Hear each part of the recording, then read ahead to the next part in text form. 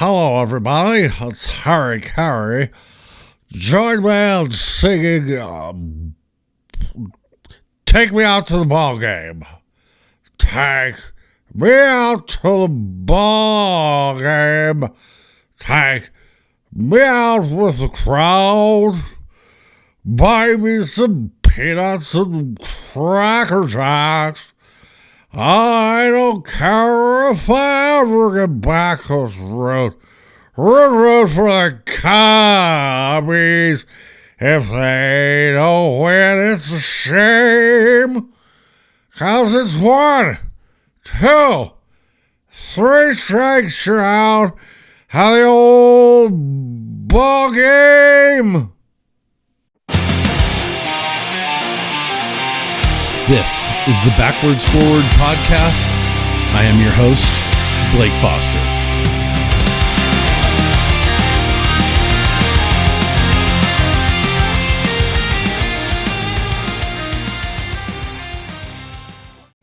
So, talking, fun stuff about kids and seatbelts and shit like that. But, that answered my question right there. Can we swear on this podcast? You can absolutely. There's. I only have like 1 or 2 rules really, and those are usually reserved for someone else in different topics. But other than that, the swearing is totally fine. Yeah. I have everything that I've done has a significant amount. In fact, Bailey gave me a little bit of shit after I did a little promo video, and it's just like 3 minutes of little cut up stuff of me or my guest or whatever, and I think I say fuck like 6 or 7 times in a little 3-minute thing. So good. Well, because otherwise my vocabulary would be severely compromised.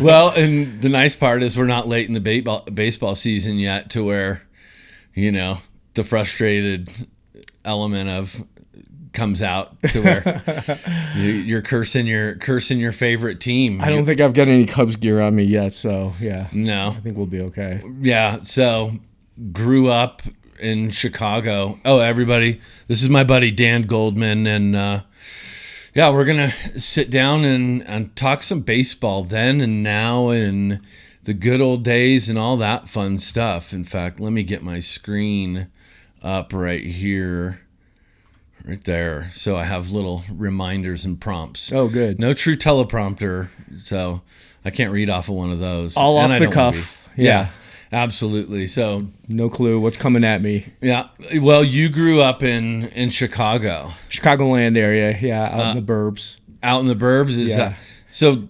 Like, there's like central Chicago right on the lake, right? Correct. And it's just expansive. And then it spreads out. So a lot of times when you meet someone from Chicago who says they're from Chicago, they're not actually from Chicago. They're from Chicagoland. I always say when people ask where I'm from, I tell them or ask them if they remember the John Hughes movies from the 80s, like The Breakfast Club or Pretty in Pink, things like that. 16 Candles. That is when Home Alone. That is when and where I grew up. Yeah. I was out in a suburb called Hinsdale, which is about a half hour west of the city. Okay. Yeah.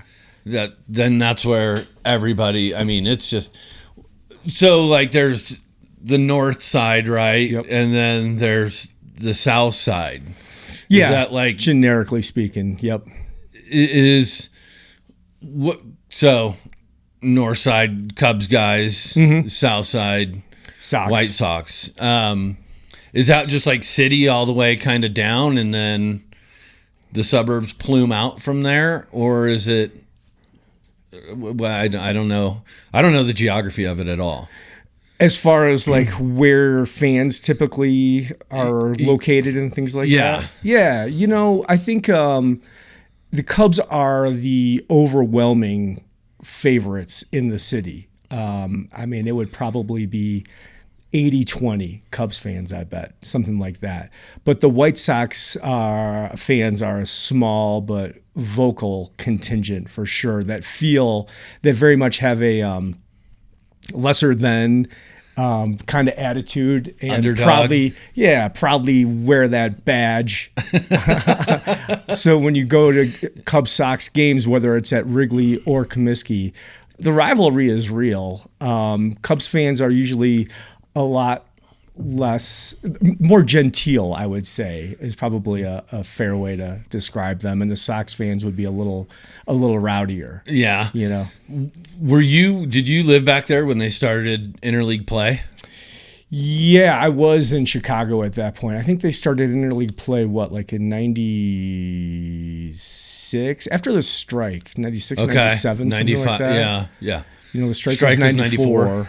And I think maybe they started up as early as 95. But yeah, I remember going to one of the first interleague games when the Indians played or the Guardians, Indians played there, Always. played at Wrigley early on in the interleague stuff. Like, when it was still a big deal that, the Cubs were playing Cleveland, or Baltimore Right. was coming in, or, when it was very much a thing that, Sports Center would be all over. Whereas now it's just another Tuesday in April. I know that it bums me out that everybody was complaining about balanced schedules. And I thought it was kind of cool. It's just like, your draw is your draw throughout the season, who you're going to play, where you're going to play them, how they rotated the divisions. I think now everybody plays everybody, right?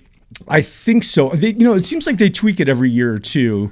They kind of react and adjust, and then maybe re-react and readjust. I remember, and maybe this is still the case, it was you were playing your division foes 19 times a season, Correct. I believe. Uh-huh. And I don't know if that's going to be the case still this season or not. I don't. I haven't taken a deep look at the schedule yet. I mean, there had to be some element of give, because you did play them 19 times, and then you would play, like when it came to interleague play, you'd have a rivalry series, which is cool for some cities. Right. But then, like, San Diego would play Seattle just because they share a minor league complex. Like, there's no rivalry there. You have LA, you have Dodgers, Angels, you have Giants, A's, cool area rivalries. New York and New York playing each other. But then I think you had shit like, God, what was it? Like the Braves playing the Reds or something like that. There was some weird. Yeah, there were definitely some made-for-TV kind of rivalries that had no historical background whatsoever, but probably were done just to balance things out because, Cubs Sox, they were always going to do one series at Comiskey and one series at Wrigley. Yeah, and so if someone like, say, the Braves didn't have like some natural rival, they just kind of had to create something in order to balance things out a little bit. Yeah, it was a very random one. So, how old are you? I am the grand old age of 55. Okay. So we're, 10 years apart. So, like I'm thinking that's what's cool is because, like we kind of split generations of baseball fandom. Like, these guys that were really coming out of the 70s and into the 80s and retire early 90s. And for me, it's more like, I'm knowing guys starting in the mid 80s, Kirby Puckett, Barry Bonds, these guys that are rookies 85, Exactly. and shit like that. So like how old were you think, when you first started really getting into baseball? Really getting into it? Oh, I was thinking about it earlier today. I remember we moved up to Chicago in 79 from St. Louis. And I can remember going to Cardinals games at Old Busch Stadium, the one where the AstroTurf would cause the field to get Like up to 140 degrees. 120, 130 degrees on a typical July day. And I can remember sitting at a Cardinals game when I was a real little kid. I have two distinct memories. One of them was sitting in Busch Stadium with some little kid friends. We had good seats right behind the dugout, and the 3 or 4 of us conspiring to wave and scream hello to Lou Brock as he came running off the field, and him actually waving back. That's rad. Before he dipped into the dugout. And I also remember being up in the grandstand behind home plate for a game in 76 or 77 with a family friend, and this guy. He was a big dude. He had played offensive lineman at Duke in the late 60s when he was in college. And he was a big guy. And I can recall a foul ball coming off the bat of one Ken Reitz, if you remember him. R-E-I-T-Z. Well, there's no reason to. But anyway, Ken Reitz hit a foul ball up into the stands, and in my mind's eye, I can still see this family friend, this giant of a man, stretching his arms up into the blue sky and actually catching the foul ball and not giving it to me because Ken Reitz, for whatever reason, was his then wife's favorite player. So No kidding. No kidding. So I can remember going to Old Busch Stadium, and then we moved up to Chicagoland in 79. Another baseball note, on the day that Thurman Munson died, if you remember him. He was the Yankees catcher, I believe the 76 AL MVP. Okay. And he died in a small plane crash. He was piloting in the Cleveland area, I think. And we moved up there to Chicago, and I just started kind of getting into baseball then. I didn't, we were up there about a month or two before school started. I didn't really have any friends yet, and so I was playing a lot of wiffle ball by myself in the backyard or trying to coerce my non-athletic brother into doing the same. Get my dad out there playing a little bit, and I just started really getting into it then. So Dad was he a Cardinals fan? He was not. My dad was not a big sports fan. The whole baseball infatuation just was kind of born out of boredom more than anything else, I think.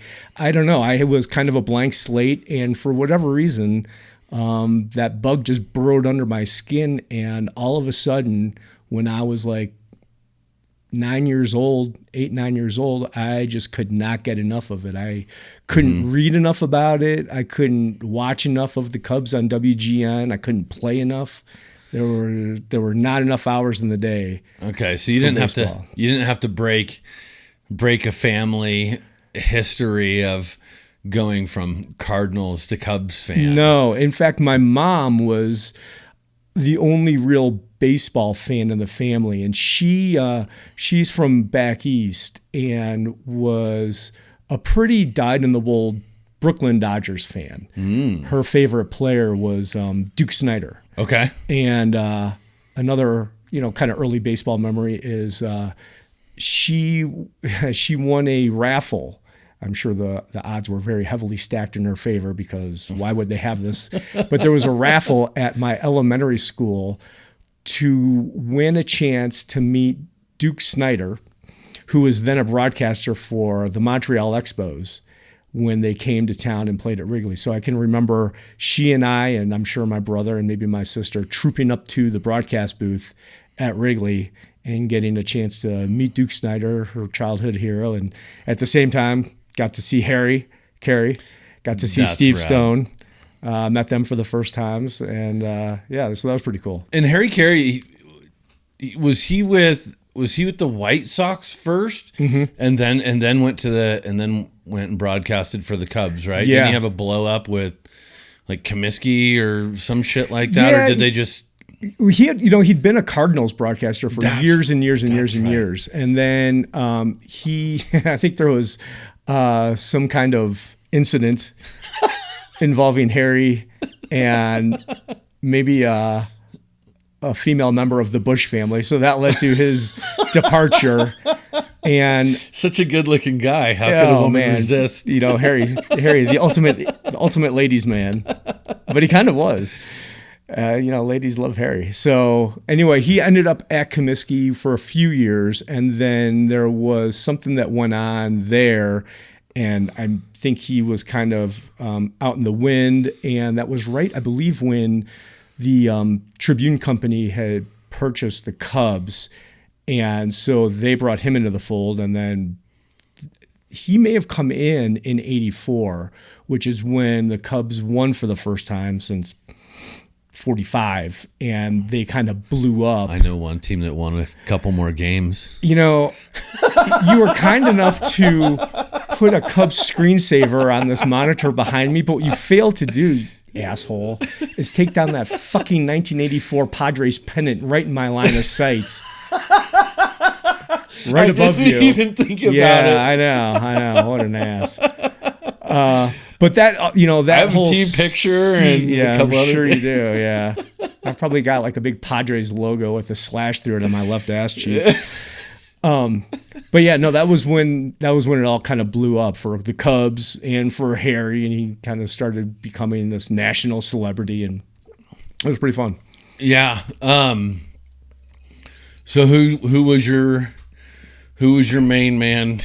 Oh, like up? all guys my age, you know, I was a Ryan Sandberg guy. So was I. Were you? See, yeah, because so in San Diego, there was like going back to like '84. I was a baseball fan very early on, more than I even understood. I like 4 years old. I could tell you. I was going to say, yeah, you must have been just a wee one. Yeah, at that I point. could tell you every player that was on the Padres. Maybe there was a couple bullpen guys or something that I wouldn't know. But I mean, other than that, like I could have told you every single Padre on that team. My parents had season tickets that year. And so I was always a Padre fan, but then in around the late 90s, Padres were on pay-per-view.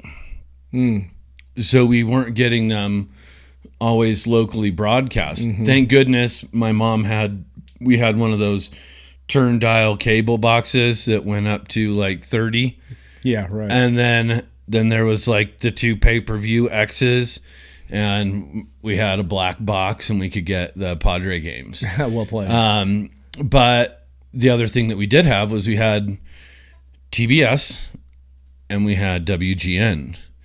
And with WGN, like we were getting Cubs games and White Sox games and Braves games. Right. But going back to about 10 years old, so 1990, I was a Cubs fan. I don't know why or whatever reason. I mean, I never really lived and felt the rivalry from '84. And I don't think that the Padres really understood how much they knew they fucking pissed the Cub fans off, but there still wasn't that long rivalry, for at least not my understanding. And so, yeah, my favorite position was second base. And so other than Tony Gwynn being my favorite player, Ryan Sandberg was, in fact, Ryan's name would be Ryan if my Bailey was not having it. She's like a fucking watermelon, Ryan. No, not R-I-N-D. I'm like, yeah, like, so, yeah, no, I remember those, like, what was it? I had a big poster of the 1991 or 92 All-Star team, because in 1990, I had a couple neighbors. They were from Chicago, and this older couple, they knew I liked the Cubs. They brought me back a shirt from the All-Star game at Wrigley in 1990. Yeah. But you had like Sean Dunston, Mitch Williams, Ryan Sandberg, Mark Grace. I'm trying to think. Was it Andre Dawson? Dawson was still on that team. Greg Maddux. Yep. But there was, I think it was, I can't remember if it was 5 or 6 guys from that team that were on the All-Star team. And yeah, there could have been. They had they won the division in '89, and so although they weren't much good in '90, if I remember right. I'd have to fact check myself on that. They had great players. Still had great players, but they didn't win that year. But they still may have had all-stars, the residual could carry over from the year before, and Cubs fans were still voting for them, even if they weren't necessarily deserving like they had been the year before. Did they have a fan vote back then? Yeah, the fan vote was still going on. I remember in '84 when they got good and came out of nowhere, and Sandberg had gotten good and come out of nowhere, he ended up winning the fan vote, which was surprising because he was a nobody going into that season. I was going to say, he's like a rookie in 82, 83? Yeah, 82, I think. And then he came up as a third baseman, and then he moved over to second. And, I think he'd had an okay year in 83, and then, took off in 84. There was a big game that they had against the Cardinals, which was on NBC. It was an NBC Game of the Week when that was the only national broadcast baseball game. And so it was kind of a big deal when your team was on the NBC Game of the Week. So it was at Wrigley. It was a day game. June 23rd, 1984. Other Cubs fans would be pissed if I didn't throw out that date because it's ingrained in everybody's memory. And Sandberg went 5 for 6, and Sandberg hit a game-tying homer off of former Cubs closer and future Hall of Famer Bruce Sutter in the ninth, and then did it again in the 10th. And they ended up winning, I think, in the 11th on a walk-off. And that was a huge, huge game. It was just a win in June, but it was a huge game as far as propelling this Cubs season and then really building the myth of Sandberg. I mean, it's still commonly referred to as the Sandberg game. And if you say that at Wrigley, and it was June what day? June 23rd. That's easy to remember. Okay, that's easy to remember. Yeah. With him being number 23. 23 is a big number in Chicago between that date, his number, and then, of course, Michael Jordan. Yeah. 23 the real GOAT of basketball. Indisputably. I mean, come on, man. There's no doubt about it. From me either. I don't. Different days, different eras, but how could you not consider him? But that's as far as I'm going to go with basketball. Yeah, the Bulls of the '90s. I couldn't get enough of during that time. They were the greatest run and the greatest show of all time, at least as far as my sports fandom goes. But it was a moment in time where I was a big basketball fan, and then ever since they disbanded that dynasty, there went my huge attention for basketball. Yeah, I've never been a basketball guy. Started to for a little bit. Gotta let my dog in. Oh, is that who's scratching? Yes. Come on, Rusty. Hey, go lay down. Hey, go lay down. Go lay down.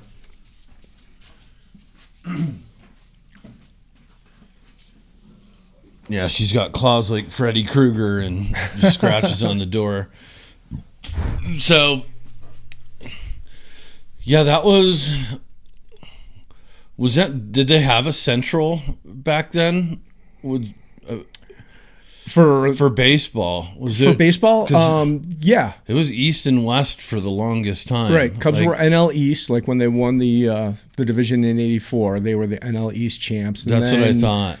And then they kind of revamped alignment and added the Central divisions. And God, when was it? Was it after the strike as well? I think the realignment and the addition of wild cards and the introduction of interleague play all happened right around the same time, if not the same time. Yeah, so mid-90s. I mean, you think like what, 95, you introduced the Diamondbacks. You introduced the Rockies. Yeah, the Rockies, I want to say those teams, they started in 93 because I was already living out here. I was living up in Denver when the Rockies started up. So that was the Rockies and the Marlins, I think, in 93. Oh. And then it was the D-backs and the Rays. like in 98. No, because the D-backs won the World Series in 90. They won in 2001. No. 2001. Yeah, the Yankees won in 98. Who'd they beat? The Padres. Yeah, they did.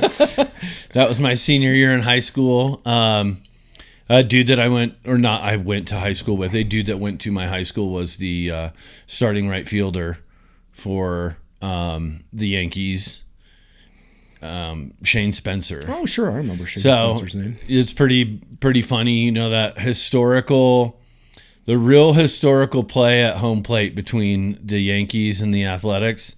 When the Jeter play? Yes, and Jeremy Giambi did not slide. Right. Shane Spencer was the one that threw that ball in from right field. From right field, that was him? Yeah. Yep. What a play. Had a couple other guys that went to my high school, Brian and Marcus Giles. Oh, sure, yeah. Both Brian Giles was a beast. Yeah. Both great ball players, Marcus's career was a little bit more short-lived. Brian, just amazing plate presence.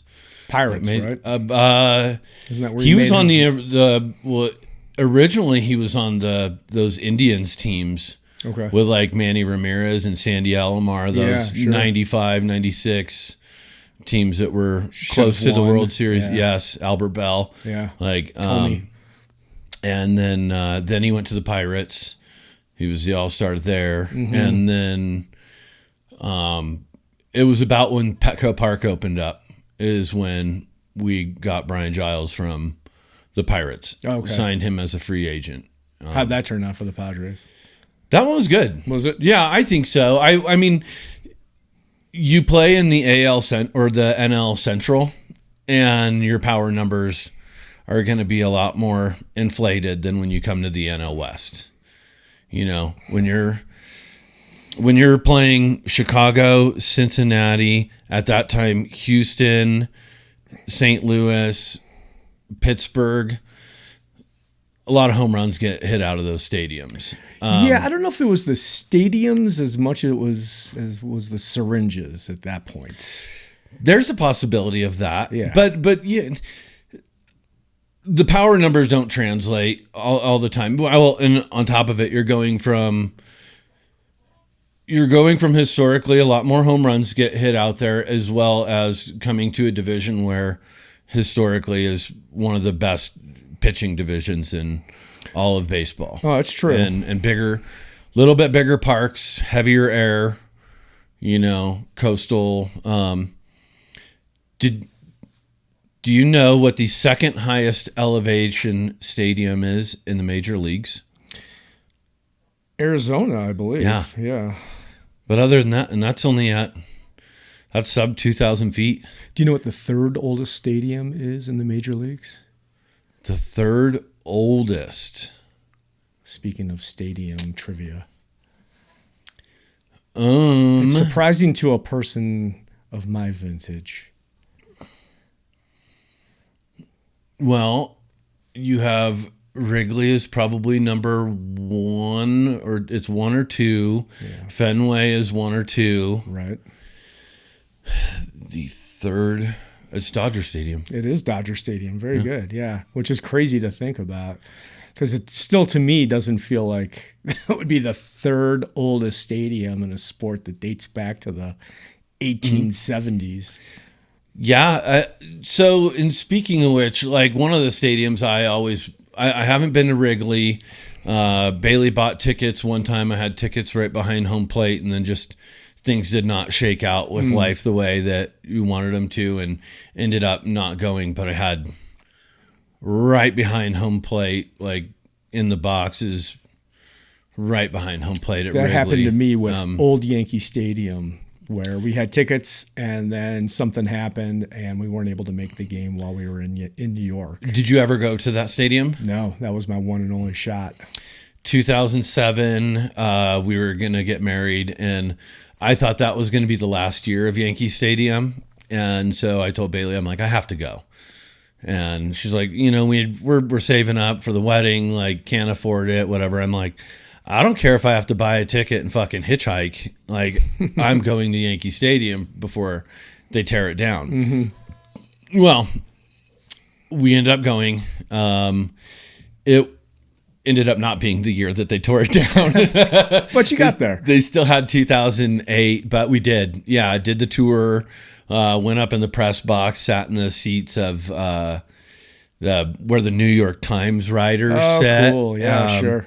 Which is just kind of like, God, think of, not that I would know any of the baseball writers that wrote for the New York Times, but just to be in those seats and you're like, dude, these are, I was a low-level sports writer for a number of years and was a big, geeky baseball journalism nerd, so that tickles me right there, man. That's fantastic that you got to see that spot. And we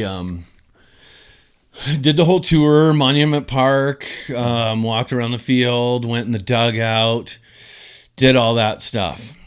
Later on that evening, Bailey was clearing out pictures from the older digital cameras like you barely see anything, and mistakenly hit delete all. And so we were only going to go to one game, and we had sat out left field corner. It was an absolute blast. And then we turned around, and she was so upset, just like, because I mean that was also like a bunch of other pictures that we had also, but it was mainly that trip to New York or that trip to Yankee Stadium and everything. And she's like, we're going to go to another game. I'm like, Bailey, we leave at 5:00 tomorrow. And she's like, well, tomorrow's a day game. So it was a Sunday. And I'm like, we don't have the time. She's like, we're going. And so we take the subway up, get out, and guys like, hey, tickets. And you're like, because we didn't even have tickets to the game. I'm like, what do you got? And he goes like, these second row, whatever. Well, we go in, and we are second row, field level, about a third of the way between the first baseman and the right fielder. Oh, cool. We're right behind like first base. Hey, good foul ball territory. Jeremy or Jason Giambi hit a laser beam that was coming like right towards us, and this guy stuck up his hand, and it hit his hand. I mean, it was coming at 100 miles an hour, right? And it turned the dude's hand purple. He deflected it. It went over, but yeah, just this absolutely hooking shot straight at us. The mayor of Providence, Rhode Island, is behind us. The everybody in this section knew the not a usher, but the guy that's selling beer. Sure. Jerry. Yeah. Jerry, I'll take one. All right, Tom, I'll be right. Like it was funny. It was a cool experience. We were there. We had to leave in like the 7th inning or so. And it was, we left, and during the 7th inning stretch, they announced Roger Clemens was coming back. Oh, wow. To come and pit. Yeah. To come and play. We ended up seeing that on the news at the airport, but that was a cool experience. Did you ever get to do like Detroit Tiger Stadium? Was one that I wish I would have had an opportunity to do. No, I have not been up there. I've been to a number of them, not as many as I would like. Been to Fenway a couple times. Of course, both Old Comiskey, New Comiskey, Wrigley, Old Bush, New Bush, Royal Stadium, Coors. Royal Stadium's cool, isn't it? It's okay. It's okay. It's one of those '70s mega stadiums that were built for multi-purpose reasons. So there's nothing, it was really when Camden Yards got built in the early 90s, mid 90s. Maybe that opened around 92, 93, something like that. And just before that, the New Comiskey, which as a Chicagoan is what I still call it, I think it's U.S. Cellular these days, or the Cell or something like that. That was kind of like the last of the stadiums that went up that didn't have didn't have any of the new age kind of historical references or architectural nods to baseball's past. So when Camden Yards went up just a couple years later, that was the first one that started that trend where they would include, curves and corners and, like I said, nods to ballparks past. See, Petco was built by the same people. Yeah, exactly. And they've Camden. got like the warehouse out in left field, which is, just such a eye pleaser. And anyway, to answer your question, so Royal Stadium was one of those stadiums from like the 60s and 70s where it was built for football, built for baseball, kind of built for all purpose. So kind of like what the Phillies used to have at the Vet and what the Cardinals had at Busch. Padres, Qualcomm, or Jack Murphy Stadium. Murphy. Yeah, Yes. exactly. That sort of thing. Been over to the Giants Stadium, which is really cool, whatever they're calling that these days. I knew it as Pac Bell, I think was what it was when it opened up. I've been to Dodger Stadium, which was pretty cool. So I've been Yeah, I've never. We got to go That's for hostile territory, and I just don't even. There's. no, definitely still worth going to. Yeah. Definitely.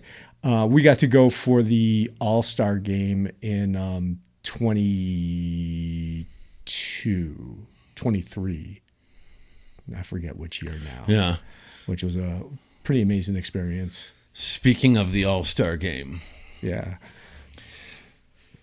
you look back at like the 1998 All-Star game, and the rosters are just, it's like Hall of Famers, top to bottom, just studs, mega stars. It was fucking awesome. Where was that one? Do you remember? Is that why you picked 98? Gosh, no, I picked 98 because occasionally they'll like when you're watching like you're just watching through reels or something like that, and they'll pick up like they'll show these rosters. Like, let me. Where did I put my keyboard?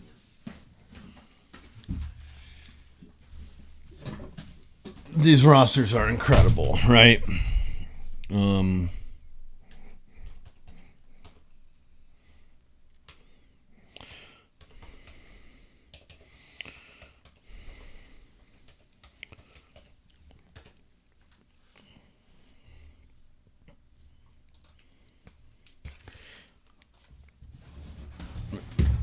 Colorado, of all things. It was out here? That's, yeah. So then the rosters, American League roster, Ivan Rodriguez or Ivan, Jim Thome, Roberto Alomar, Cal Ripken Jr., Alex Rodriguez, Juan Gonzalez, Ken Griffey Jr., Kenny Lofton. Those were the elected starters. Almost all Hall of Famers. Yes, and then the pitching roster: Roger Clemens, Bartolo Colon, Tom Gordon, Pedro Martinez, Troy Percival, Brad Radke. Some of these guys have and David Wells. There's a couple others. Sorry for leaving these guys out.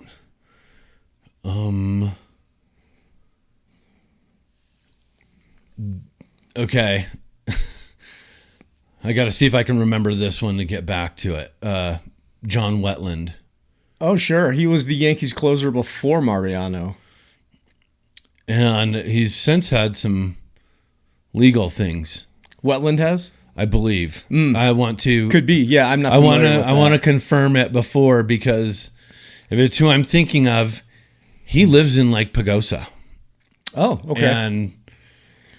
And before I say any more, I need to confirm something. Yeah, I'm ignorant of it if something's happened with John Wetland. Okay, so Sandy Alomar Jr., Rafael Palmeiro, Mo Vaughn, Damian Easley, Ray Durham, Scott Brocious, Dean Palmer, Derek Jeter, Omar Vizquel, Darren Erstad, Ben Grieve, Paul O'Neill, Manny Ramirez, Bernie Williams. Yeah, it's pretty good. Is an absolutely insane roster to me. And then on the National League side, elected Mike Piazza, Mark McGuire, Craig Biggio, Chipper Jones, Walt Weiss, Barry Bonds, Tony Gwynn, Larry Walker. Pitchers, Andy Ashby, Kevin Brown, Tom Weiss. Glavine, Trevor Hoffman, Greg Maddox, Rob Nen, Rick Reed, Kurt Schilling, Jeff Shaw, Ugith Urbina. Yep.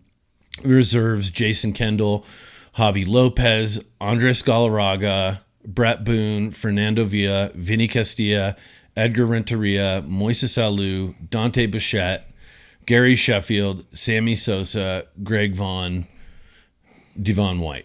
Like, these are insane baseball rosters. That's an all-star team. That was the summer of Sammy and Big Mac. Yes, it was. 98. Yep.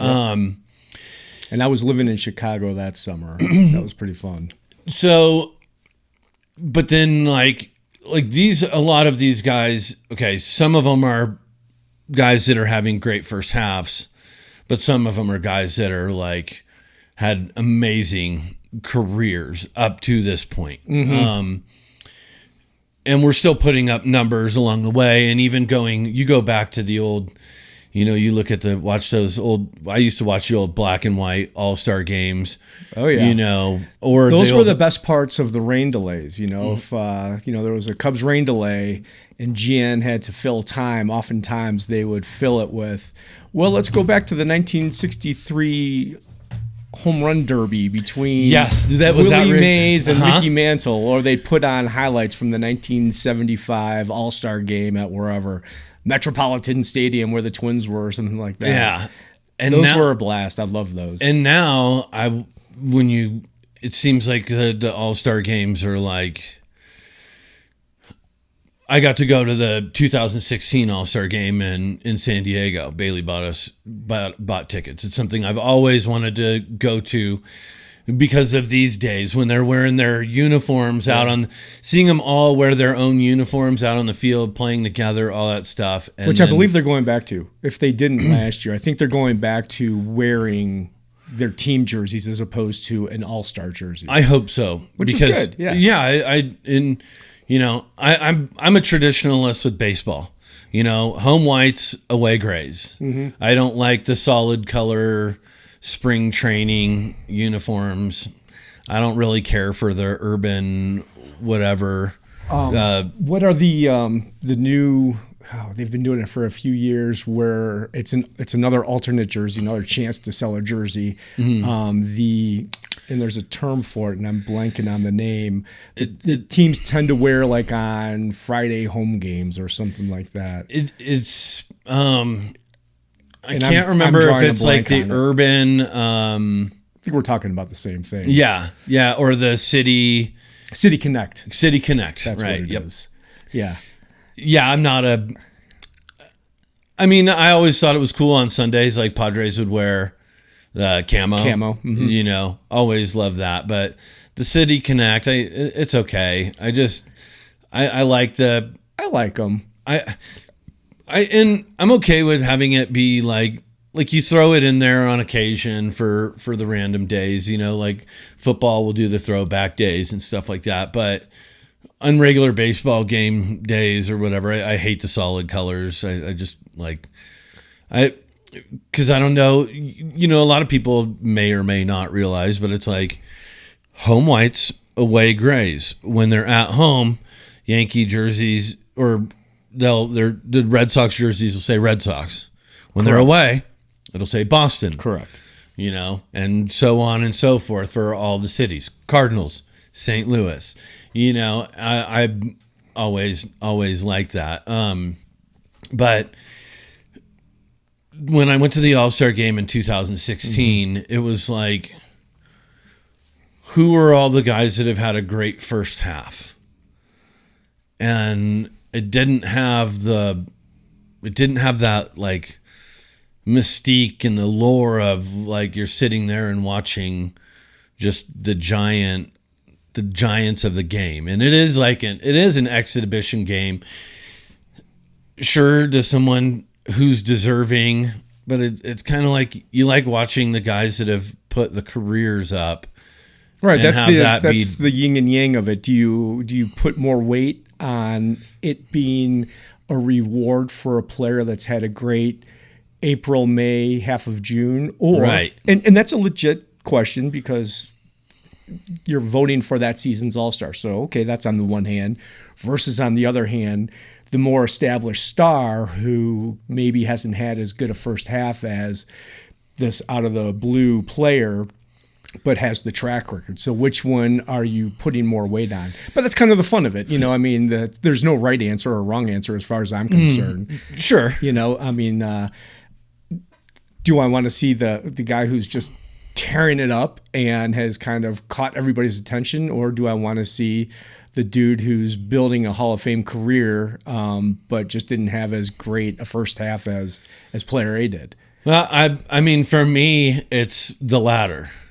Because if the great first half player they'll get their accolades at the end of the year, if they continue it throughout the course of a year.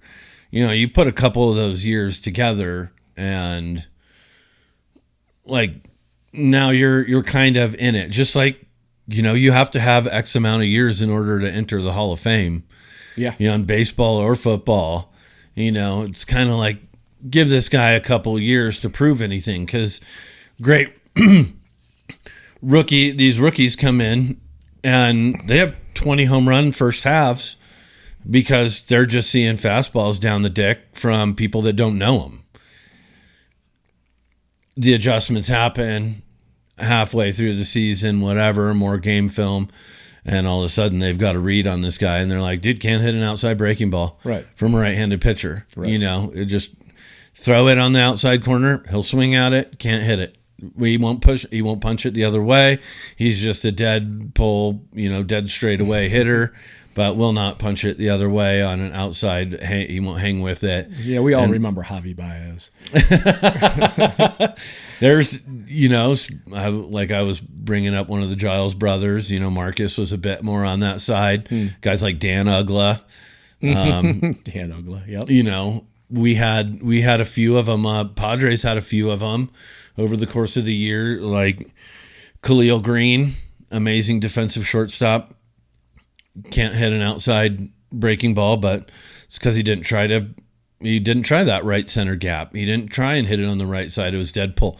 Kevin Kuzminoff, dead pull. And Jed Jerko when he was with the Padres. That's a guy that came in and had like a 20 home run first half of the season, and then really kind of fell off throughout the course. So I look at all these old All-Star teams, and that was the experience that I wish I would have had at the All-Star game, because the 2016 roster was nothing. If I remember correctly, the one thing the fans got right was voting the entire Cubs starting infield to the NL All-Star game, because that was the season of that we'd all been waiting for a century plus.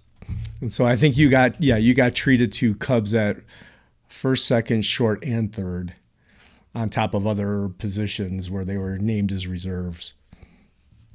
So you had Chris Bryant. He was a third. Yeah. Javi Baez at second, right? It may have been Zobrist over at second. Possibly. Riz at first. Okay. Anthony Rizzo Padre at first. And yep, that was one of the better trades that Theo got for us. Yeah, what we get? Got some lefty pitcher, I think. Andrew something or other. I'm was blanking it? on Yeah, his name. Cashner. Cashner. Yeah. That's Andrew Cashner, seems right. We'll make that trade again. And then it was Addison Russell playing short. And that was the year you guys won the World Series, or the year coming off of it? That was the year we came back from a 3-1 deficit in the World Series and stole it in Cleveland in 6 and 7. Have you gotten? That was when. What's his name was he finally forgiven? From 2000. What was that? 2007. 2003. Was it 2000? Okay. Yeah, when they lost to the Marlins, and I hate to bring his name up. I don't want to bring any curses up, but yeah, Steve Bartman. That's what it was. Steve Bartman. Poor Steve Bartman. Okay, so I mean, when I look at it, it's some of these names are coming up, a little bit. The roster's a little bit better than I remembered, I guess. Yeah, give me the NL. What you got? The NL, we got Buster Posey. This is the Cubs infield. And Anthony Rizzo, Zobrist, Chris Bryant, Addison Russell, and then outfielder Yoenis Cespedes, Dexter Fowler, and Bryce Harper. Yeah, Fowler was a Cub that year too. So they had 5 starters. But All-Star games. And who was in right field? Who did you say? It doesn't say right. It just says Cespedes, Fowler, and Harper. So, yeah. Harper was either center or. Yeah, I think Harper was in right. Yeah. I'm sure Dexter Fowler would have been center field. Yeah. Okay. But yeah, when you look at it, some of these guys, like this whole starting roster is 4 All-Star games, 3 All-Star, 3, 2, 1, 2, 1, and Bryce Harper with 4. So Harper and Posey were in 4 All-Star games at this point, Mm-hmm. And then the reserves, Jonathan Lucroy, Wilson Ramos, Paul Goldschmidt, Will Myers, Brandon Belt, Daniel Murphy, Nolan Arenado, Matt Carpenter, Aldamis Diaz, Corey Sager, Jay Bruce, Adam Duvall, Carlos Gonzalez, Abdul Herrera, Starling Marte, and Marcel Osuna. Yeah, it doesn't quite carry the weight of that 98 roster you were reading off earlier. Yeah, it's just one of those things where I kind of feel like that roster right there would mean more to me today than it meant to me in 2016. And hard to fucking believe it. We're talking 10 years ago. Yeah. Well, I think that's always the case, though. Once you get some distance and these guys have added to their legacy, that, somebody who you were just like kind of aware of, but not necessarily, considering an all-timer by any stretch of the imagination, once they, have added years and put up more seasons that have been worthy, then you look back and you're like, oh, well, damn, that guy, he was actually pretty damn good. Yeah. But even with 10 years perspective, that 2016 roster, not the best All-Star roster you've ever seen. And growing up, like you said, watching those old games, the old All-Star games, and you never really got the full game, they cut it up a lot, but like mid 70s All-Star games were just like freaking amazing. Well, I think there's a couple things to go with that. Number one, the rule I think has always been in place, I believe, where every team is required to have one All-Star representative. And I think that's always been the case in All-Star history. So when you put expansion into place, then all of a sudden the number of players that have to be allowed in, say from a 107 loss White Sox team or a 110 loss, and then you get this, middle reliever with an ERA of 4.12, who's the Pirates representative in 2013, because they got to have someone there. It kind of dilutes the product that you see. Yeah. So the roster itself might not look as good. And then there's That's a danger of the fan vote, right? Well, that's not even so much the fan vote. I mean, because they're not going to necessarily vote for, this guy who, if you put up his picture outside of, let's say we're talking about a Pirates reliever, and you put up his picture in Arlington, Texas, and say, is this a Pirates middle reliever who was an all-star in 2013? Or is he a Remax realtor in 2013? And it probably could go 50-50 either way, Plus, before interleague play, I think the rivalry between the two leagues was real. You remember the play in whatever year it was in the 70s when Pete Rose ran over Ray Fosse at the plate and, basically ended his career. Fosse's career, and much. You wouldn't see that kind of play now. But, I mean, there was definitely, when you read about, the history of the game, there was we're going to go out there and beat these guys and show them what National League Baseball is really about. And, there have been long stretches where one league has dominated over the other.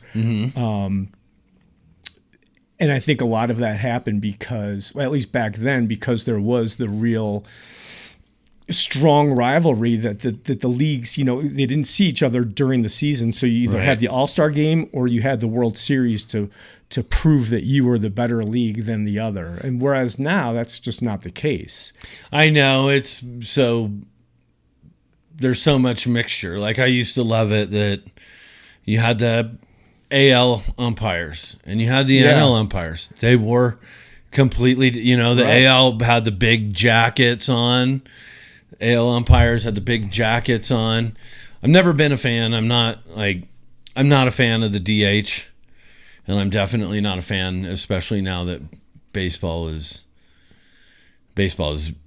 adopted in both leagues. I like that. I do enjoy the double switches. Like, I do enjoy the gamesmanship. I enjoy the anxiety of a manager having to look at his roster and be like, fuck, we got this guy coming up. I'd like to get another inning out of him, but we've got this, or all the moves that have to be made. And yes, it can cause like offensive stalemates to a degree, but I like pitcher? I like pitchers having to hit. I thought baseball was awesome when Madison Bumgarner comes in and hits a bomb. I think it was cool when Bartolo Colon, who's got a career like 0.45 batting average, hits a bomb. Right. I did too. I grew up a National League fan. I mean, again, as I was growing up, it was before interleague, and you were a fan of one league or the other, and I was a National League fan. For sure. And, I couldn't talk enough shit about the DH. But as I've gotten older and I've watched how many at-bats of pitchers flailing away in the batter's box, once the National League adopted it, I think that was during COVID, and then, kind of made it a permanent thing after COVID. I'm okay with it. I like you, I really liked the in-game decision-making that having a pitcher in the batting order forced managers to deal with. And that was fun, and the strategizing around that was cool. But, it doesn't kill my fandom by any stretch of the imagination, having both leagues employ the DH. It adds to, what was strategy in one sense before now is strategy in another way now, just in terms of roster building and how you're building your lineup. I remember toward the end of the day when pitchers were still hitting, it became kind of cute to start putting the pitchers in the eight hole. I think La Russa was doing it with St. Louis for a little while, and I know Joe Madden was doing it for a little while with the Cubs, and kind of flipped the order from the 9 hole. and how effective was that? And, you could kind of start breaking down deep statistics on that. And all that was fun, but, without pitchers hitting these days, it's just different ways that you can find to strategize. But yeah, it does away with guys like Matt Stairs that would come in off of the bench and pinch hit for a pitcher and hit a bomb. But now he's just your full-time DH. Or Mark Sweeney.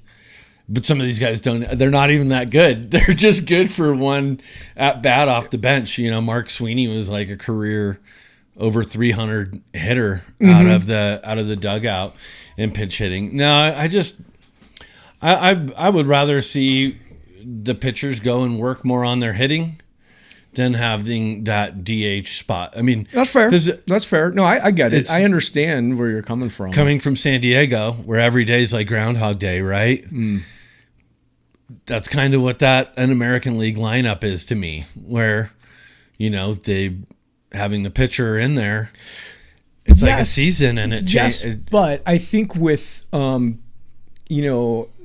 advanced analytics becoming, and that's a whole nother ball game in and of itself, but with analytics becoming so prevalent throughout baseball and so much attention paid to them, the days of a manager throwing the same lineup, at least 1 through 8, out every day are pretty much gone. I mean, there's so much mixing and matching based on who's your starting pitcher is. That's just one component. But I think rarely do you see a real set lineup every day that the manager just kind of rolls out of bed, puts down the Budweiser, and goes with Monday, Tuesday, Wednesday, Thursday, Friday, Saturday. I liked those days. Because I sat through, just like any Rockies fan did, I sat through years of Bud Black as the manager for the Padres. Great man. Great pitching coach for the Angels. But he fucking managed like a pitcher. And I hated the lefty-righty bullshit matchup. I think maybe there's some guys that's applicable to. But I watched Bud Black, Will Venable would come up and hit. He had a higher batting average as a left-handed batter off of left-handed pitchers than he did off of righties. And like Buddy Black would switch these guys out, and none of these guys were getting, you had a core few, but you're not giving, give your rookies or your younger guys, give them a season and give them 600 at bats. Don't try and put them in optimal. Nobody's hitting fucking 400 being put in optimal positions behind the plate. They're hitting, in these 300s because they're in the lineup every day and they're facing it and they're seeing the stuff. But I think that anymore, I think the manager is more the face of that, and the real decision making oftentimes comes from the front office. Sure. And it probably is different. Hey, what do I know? I'm just a sports fan. It's not like I have you've seen inside Moneyball. Knowledge, but I've seen what? You've seen Moneyball. I have seen Moneyball. Exactly. Yeah. And I've read Moneyball. It was good. How much weight the manager has to throw around in determining the daily lineup, I'm sure just changes based on, his creds and how much his contract is and who he's dealing with in his front office. But those guys are all almost out of the game. Yeah, I mean, it's becoming more and more to the that. Dusty Bakers, the Bruce Bocheys, these guys are the ability for them to actually make the lineup every day. No matter what is said publicly, I think becomes less and less every year. That's why you see such young guys out there, such young managers anymore. Right. They're very pliable. And they were brought up in the age of analytics, and, that's who's pushing it is the front office, because a lot of them are coming from, or Ivy League schools where they weren't necessarily ex-jocks, but they're economists who really know, who really pay attention to the statistical models. So of course there's the balancing act between old school and new school, and how much weight do you want to give it? And it seems like the ones that do it best, do a pretty good job of balancing the two. There's some going by your gut, there's some human touch, but then there's also some paying attention to what the cold hard stats say. I think you have to find the balance of it. I like in Moneyball, I laugh because I'm like, they're making it out to be all that, that it's all these statistics and all this shit and it's all that, the story as the story goes. But look at that fucking roster. Look at that pitching staff. You had 3 guys that were taking votes away from each other for Cy Young. I mean, Zito, Mulder, Hudson. Yep. You Eric Chavez at third base, MVP candidate. Sure. Ramon Hernandez behind the plate, all-star catcher.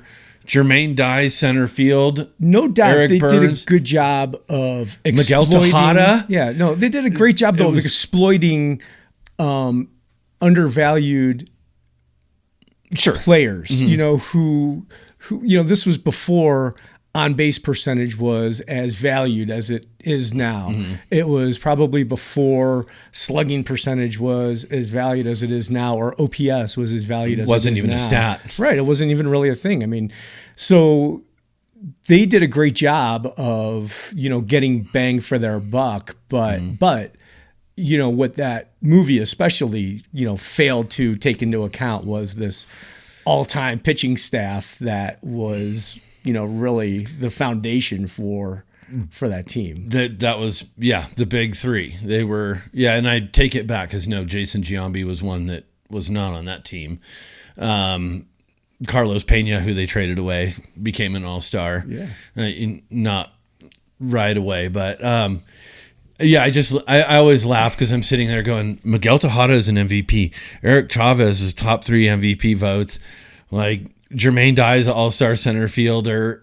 Like that team was also very stacked. They were loaded. They were incredibly stacked with young talent, Yeah, no, they were loaded. A's are always such an interesting franchise. I mean, no franchise really has the ups and downs that the A's do, where they'll build and get very good and then can't afford to keep them, and will usually precipitate, their own self-destruction by trading away the talent, and then just go down the shitter for a few years, and then slowly but surely, like a phoenix rising, they will creep back up, and then they've got another little mini dynastic type of team, and they're doing it again now. See, this team that they've got building right now is going to be pretty good if they get any pitching. That was the Padres' blueprint forever. Without the rises, was right. was growing talent and trading it away. Like it's pretty wild when you look at like Benito Santiago couldn't keep around. Roberto Alomar, we traded away.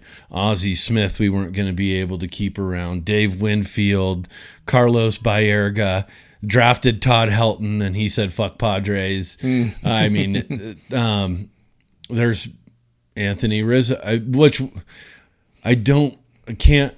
almost feel like Rizzo we got in a trade from someone. Boston. Theo had drafted Rizzo in Boston, and then as soon as he got to the Cubs, and then they had traded him to San Diego, I think as part of that, was it Adrian Gonzalez deal?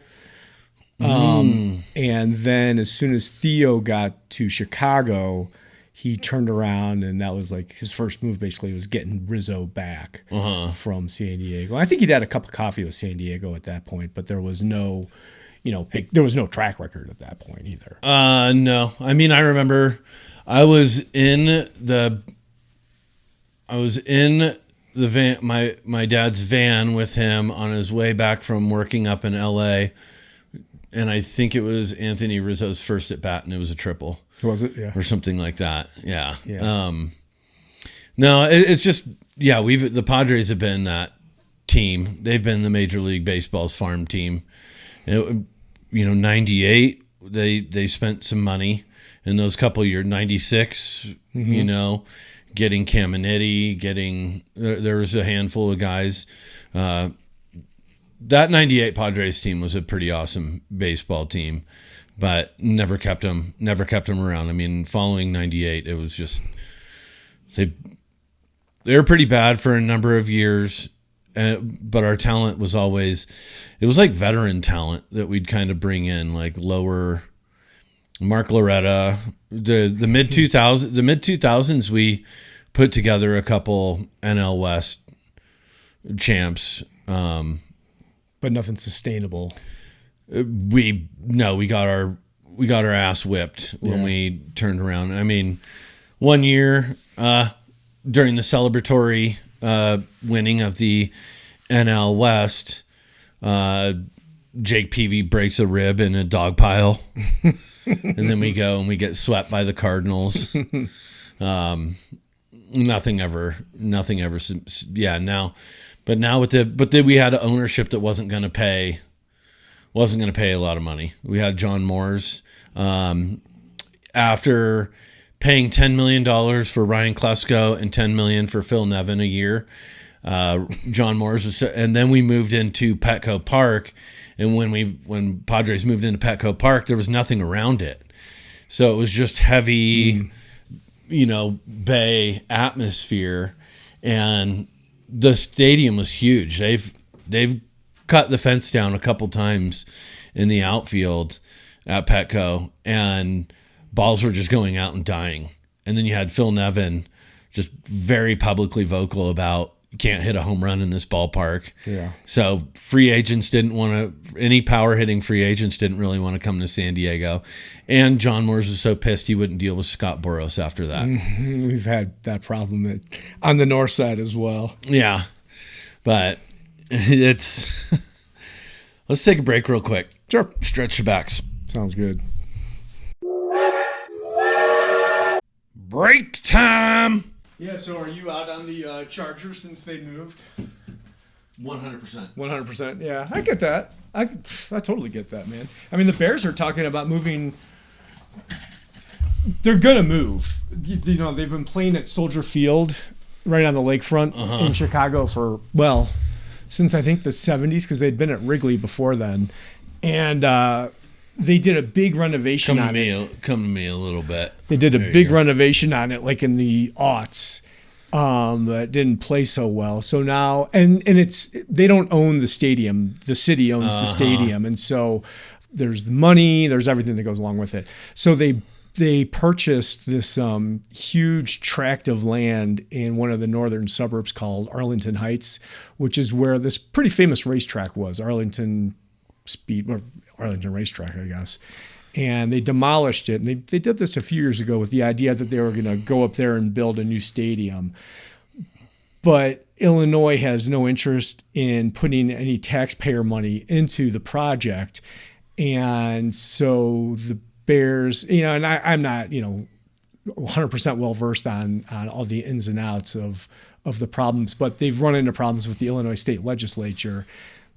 City of Chicago is still negotiating with them, and Indiana has been playing footsie with the Bears, trying to get them to come to Northwest Indiana, saying that they're gonna, hey, we'll build you a stadium, we'll deed you all this land in order to put up, Bearsville essentially. So there's a chance that they'd move out of the state and into Northwest Indiana. I imagine they would still be, the Chicago Bears, because it's still almost Chicagoland. Like if they went to this northern suburb, the same way I say I'm from Chicago, that's Chicagoland. This area that they're talking about, same kind of thing. It's just one of the suburbs of Chicago. But Indiana would be kind of a different ball of wax. It sounds very, very similar to what we went through in San Diego with the Chargers. City owned the stadium, city owned the land. And the Chargers, the city had put a lot of money into the Chargers. We had early 2000 or late 90s area. The Chargers were fucking horrible. And And what they did is that the city of San Diego had a ticket guarantee, because in football, if the game's not sold out, they won't broadcast it locally. Right, gets blacked out. So the city put in all the money to be able to host. I think they put it was like $400 million they put into the stadium, or something like that, to be able to host. I think the last Super Bowl they had there was 2002. Was that Tampa Bay and Raiders? Mm-hmm. Yeah, I Super remember Bowl. that. Sure. But the Spanos, the Chargers ownership, and the Spanos family, they wanted like certain parts of downtown, and they wanted like the land to be given to them. But we also had a city attorney that was a fucking asshole, and so like when they started building Petco, the city attorney sued, like the city, and that halted the building of Petco for like 2 years. Mm-hmm. So that stayed there, sat there, iron beams on site, everything there like rusting, and just he caused a world of shit for him. City kind of tried to work with the Chargers. The Chargers ultimately did not want to do it. To be in San Diego. Well, they didn't want to front the money. Ultimately, yeah. I this is my belief, is that they were just looking and wanting stuff for free.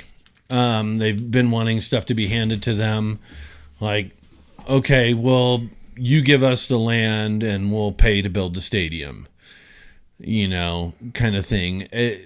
And it's just like, well, they've always been something for nothing organization. And look at what they did. I mean, how they turned around, moved up to LA, mm-hmm.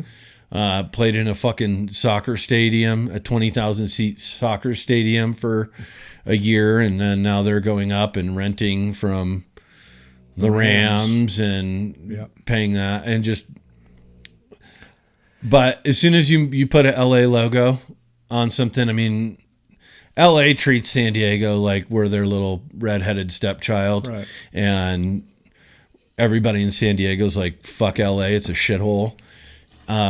There's and they like to consider the Giants their rival. They don't like to consider the Padres their rival because they're above that. But I would think, just like from a sports fan perspective, that, there couldn't have been a worse place for a San Diego team to move than LA. It was, if it was Austin or Nashville or Portland, Vegas, that, okay, I'll swallow it and perhaps I'll continue to follow the franchise, whatever. But to go to LA has got to be a real slap in the face.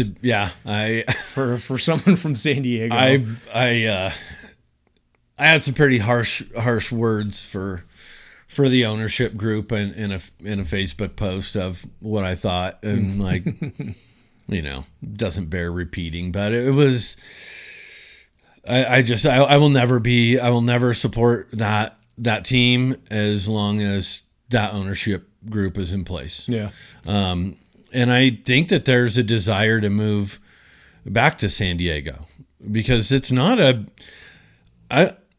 the only people that consider the Chargers an LA team is like the Hollywood types. Oh, I can't imagine most people aren't like me, who, when referring to the Chargers, still say San Diego, I mean LA. Yeah. Always still think of the Chargers as San Diego. Yeah. They have been, they should have stayed. That Spanos should have done is they should have sold the fucking team, is what they should have done, and built in San Diego. I think it cost them like $700 million to leave San Diego. And it was Did they have to break a lease? I don't remember all of the details about it, but there was something along that lines. Where were they playing down there when they left? Qualcomm still. Jack Murphy, Qualcomm, yeah. Which it had, the Mission Valley area is like, it's a flood waiting to happen. every time it gets heavy rains, the area floods. And then that park, it just was very old infrastructure with that stadium. The whole like locker rooms would get flooded. They had some issues with drainage, getting water out, everything like that because of where it was built. So it wasn't. I didn't disagree that they needed a new stadium, but the unfortunate thing is that like they should have just done it right where it's at. If you knew the layout of like San Diego, it's in between Interstate 8, in between the Interstate 805 and 15. It was Mission Valley in the like 70s and stuff like that was a pretty happening area. Downtown was just a very like where Petco was an industrial area. Didn't have that downtown walk around, restaurants, all that kind of feel. Even, I mean, San Diego generally didn't have anything that was like a real foot traffic-y area other than being just right at the beach. Everything's kind of spread out. But once the Padres built Petco, that it just lit up that whole East Village and Gaslamp Quarter, and they've done well. I mean, they've done really well. It's other than just it's a homeless, like, just what do you call it? I'm trying to think of the damn word, but it's their own little homeless environment all over around there. It's disgusting right now. Just like a homeless encampment kind of thing.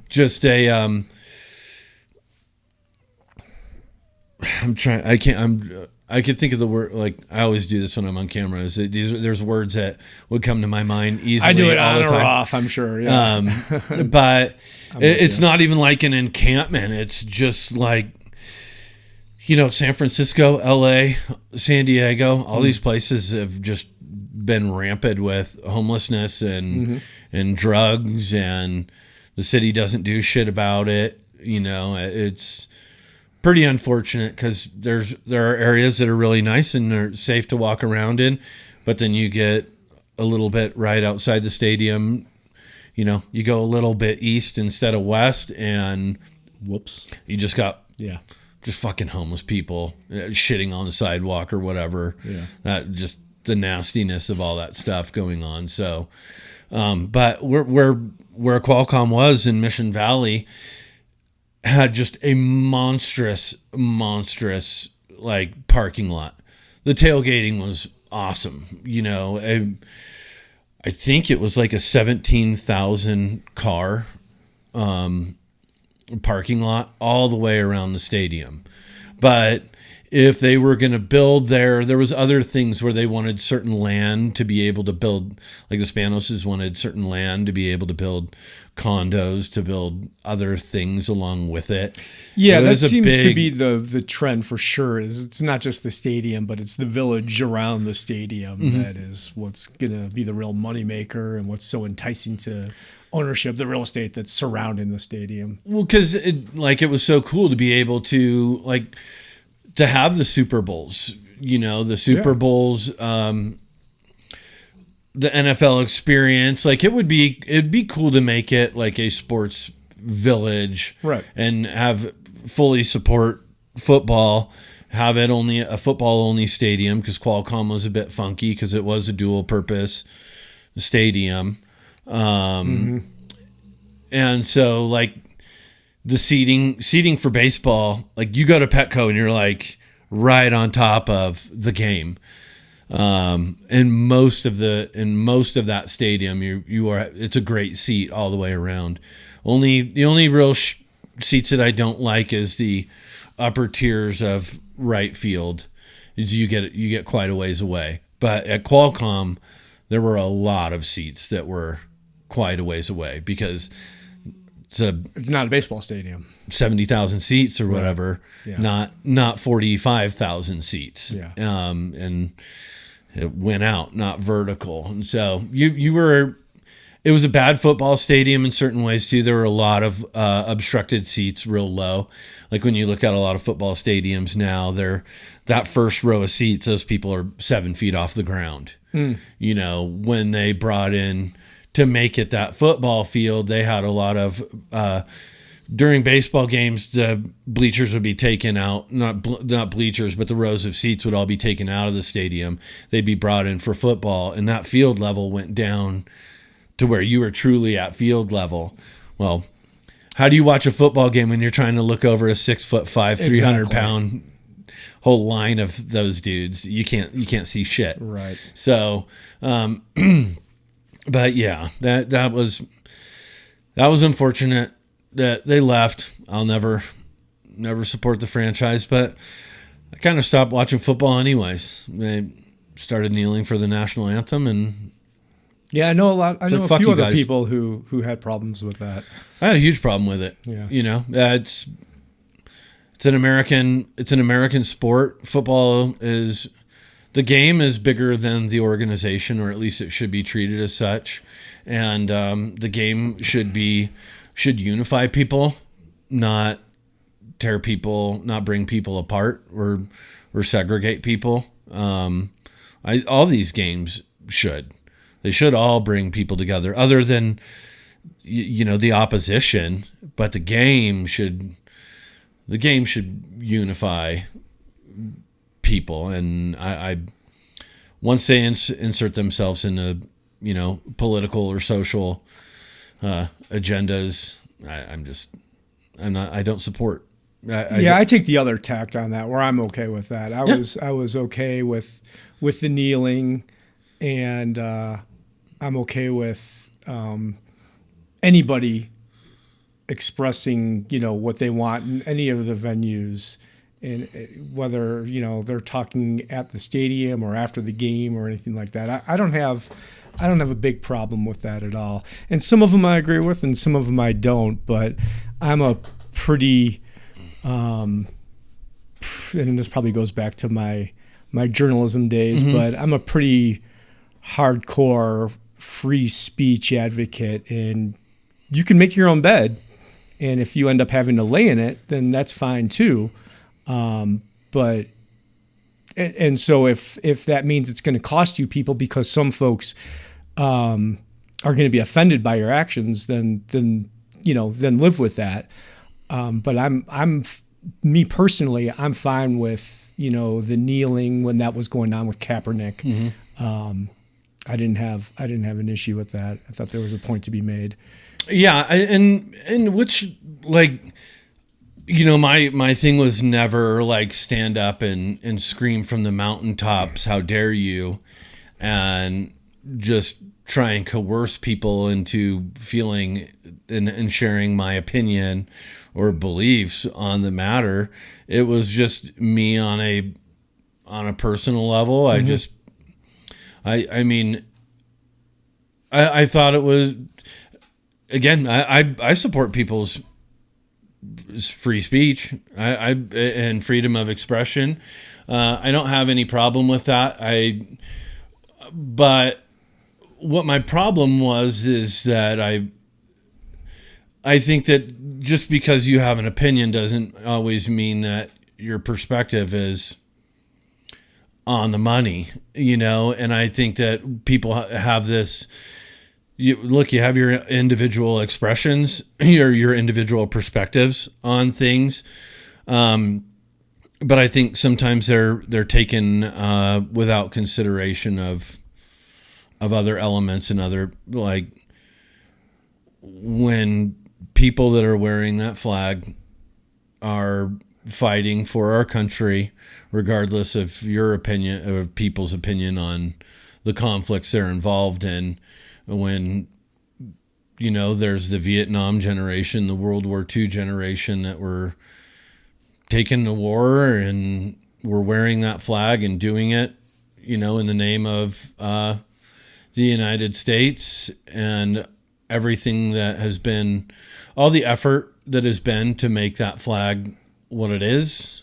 I don't give a flying fuck if somebody wants to say whatever they want to say, but to me, not honoring the national anthem is, you're making your statement, but you're, and again, this is just my feelings on it, is like, I feel like you're doing it, and you're not honoring the people that and you're not really honoring what that flag really represents. You're using it as your platform to express yourself, and I don't.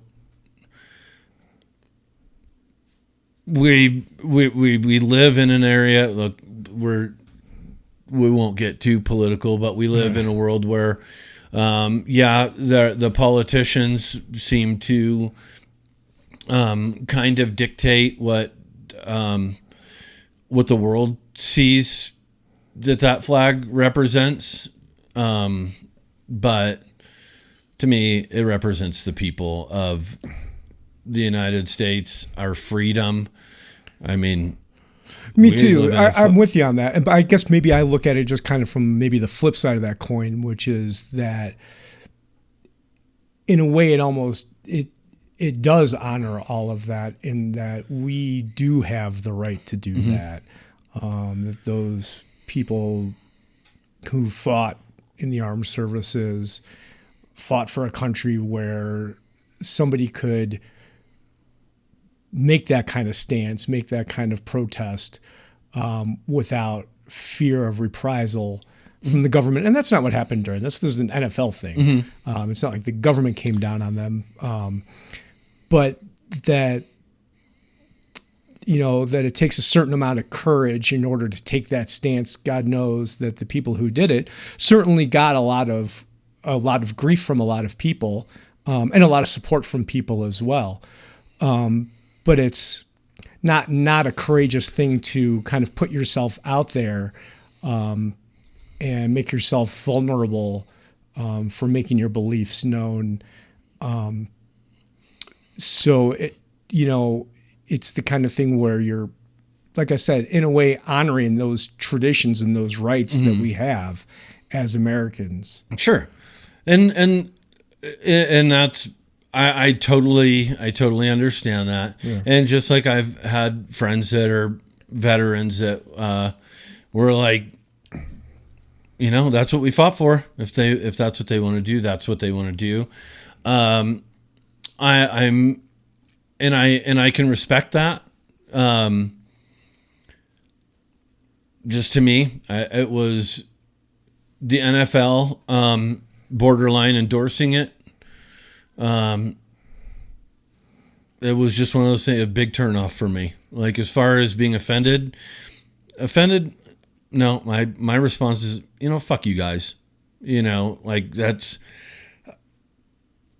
I'm not offended. I'm disgusted that is the way that people would choose to display their shit, and freedom. Yes, you have the freedom all you want. Like, I'm not telling you that you can't or whatever. I'm just telling you from my perspective, it was like, I am not going to, when my television is on and it's just another ticker on the rating scale in the system, and those ratings drive the dollar sign, the dollar value of their commercials.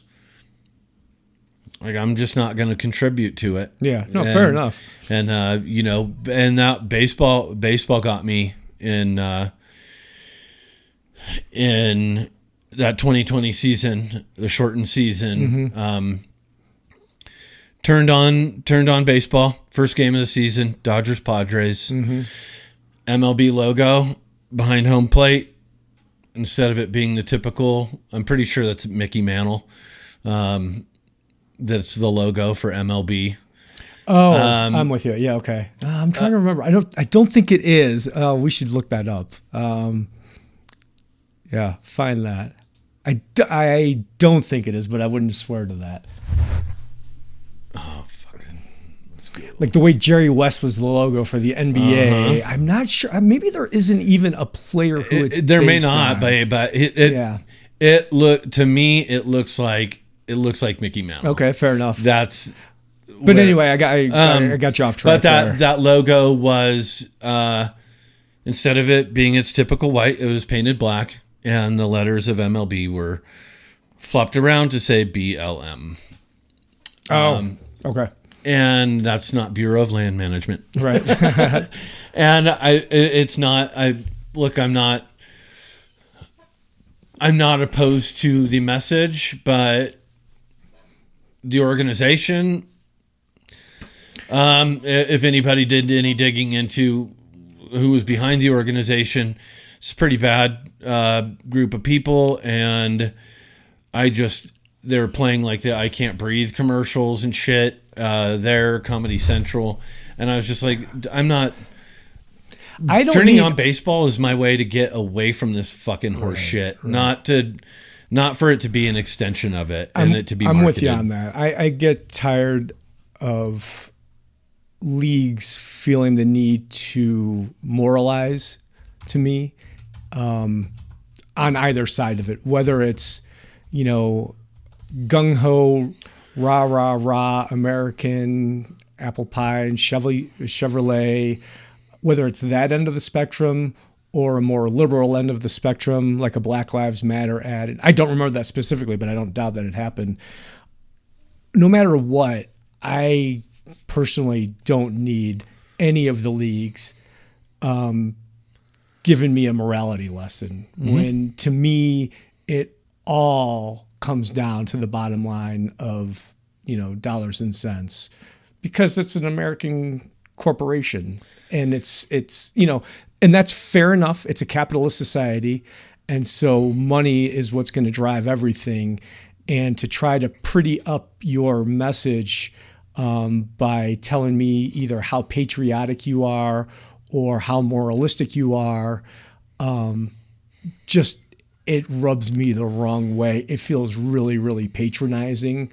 And I don't believe for 1 minute that it's anything but a chance to try to pull the wool over my eyes, basically, and make me not understand that that they are anything but a corporation that is only interested in making money. And that's fine. It is what it is. I don't begrudge them that, but I don't need to hear this is what you should believe in because this is what we believe in.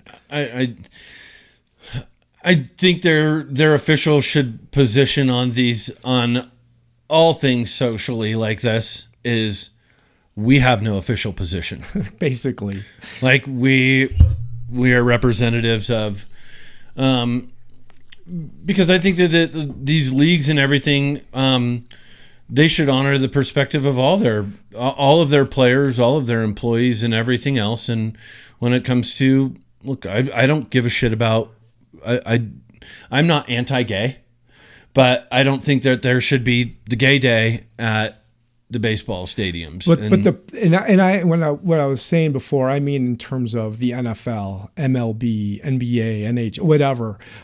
But again, I don't begrudge the individual players themselves or executives or whomever making their feelings known, for better or for worse. They don't have the power of that corporation necessarily behind them, and it could put them at odds with that corporation. I would imagine most of those corporations would be really, really happy if the players didn't make waves for the most part. I just like, look, I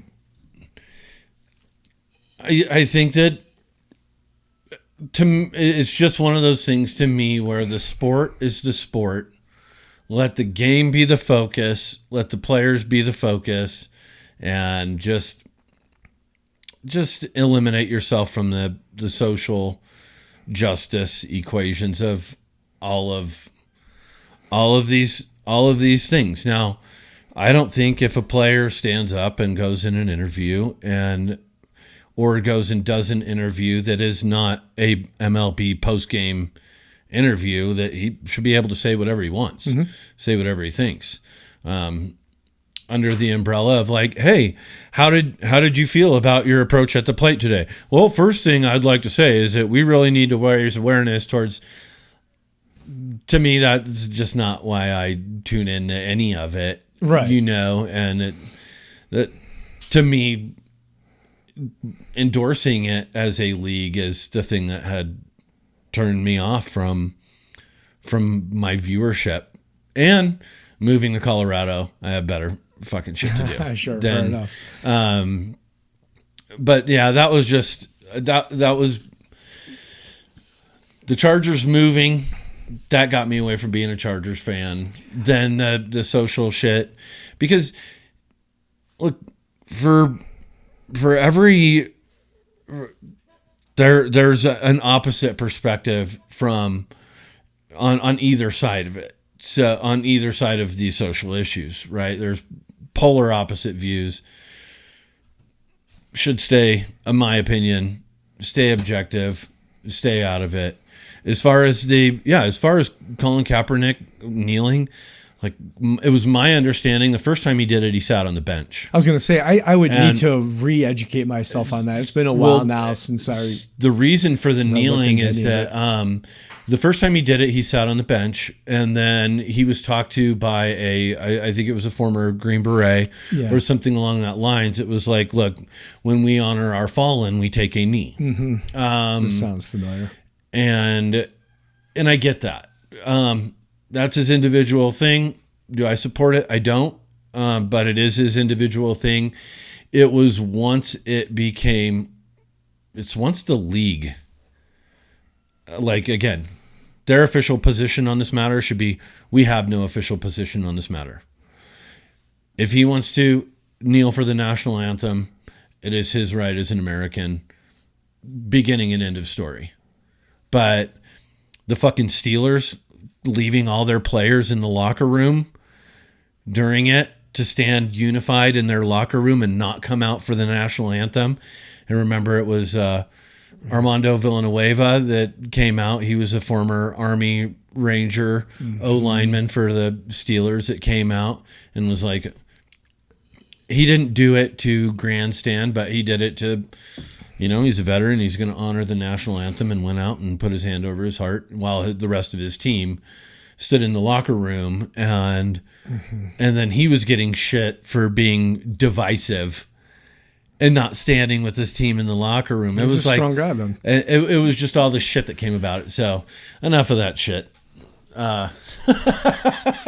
Although the older I get, certainly the off the field stuff, not necessarily everything that we were just talking about, but whether it's the business side of it or the trends in the games, how whether it's stadium building or how leagues are progressing as far as utilizing statistical models or probably AI coming down the road, how that'll be incorporated into the leagues. All that stuff is really interesting to me, almost more so than what actually happens on the field at times. You've got your random mid-July game between the A's and the Rangers.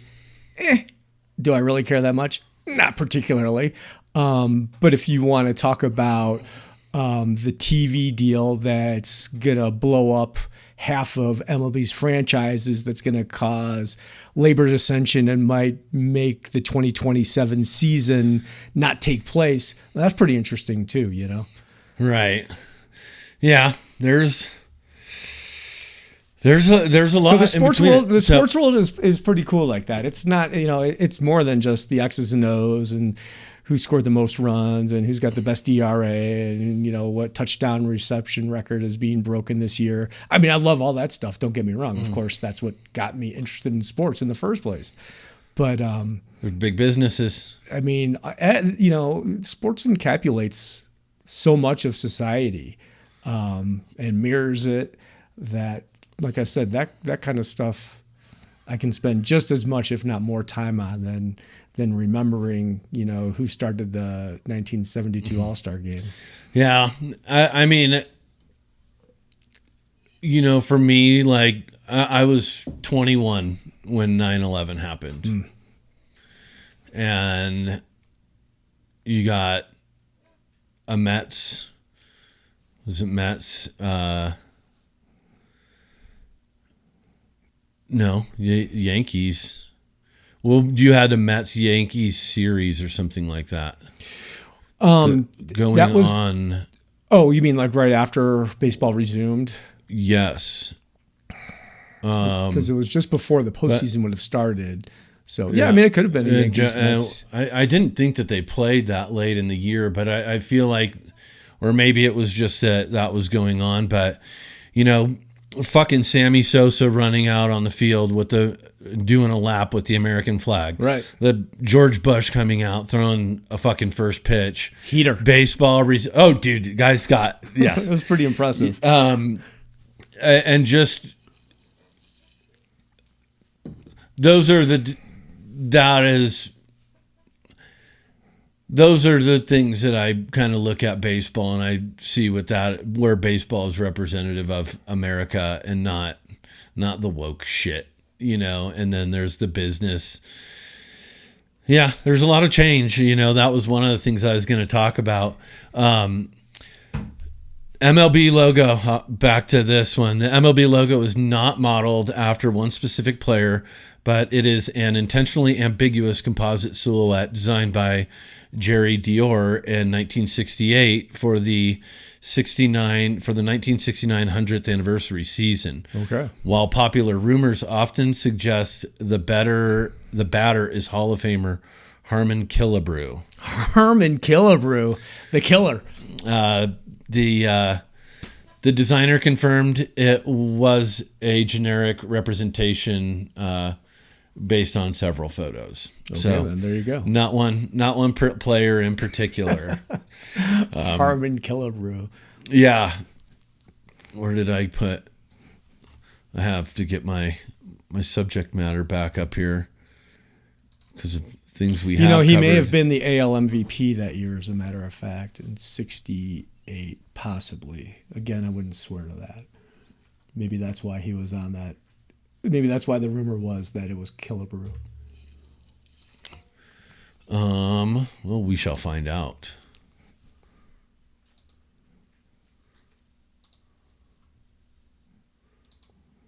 See, when I was a little kid, I knew this stuff. I I would have remembered that. have lots of that.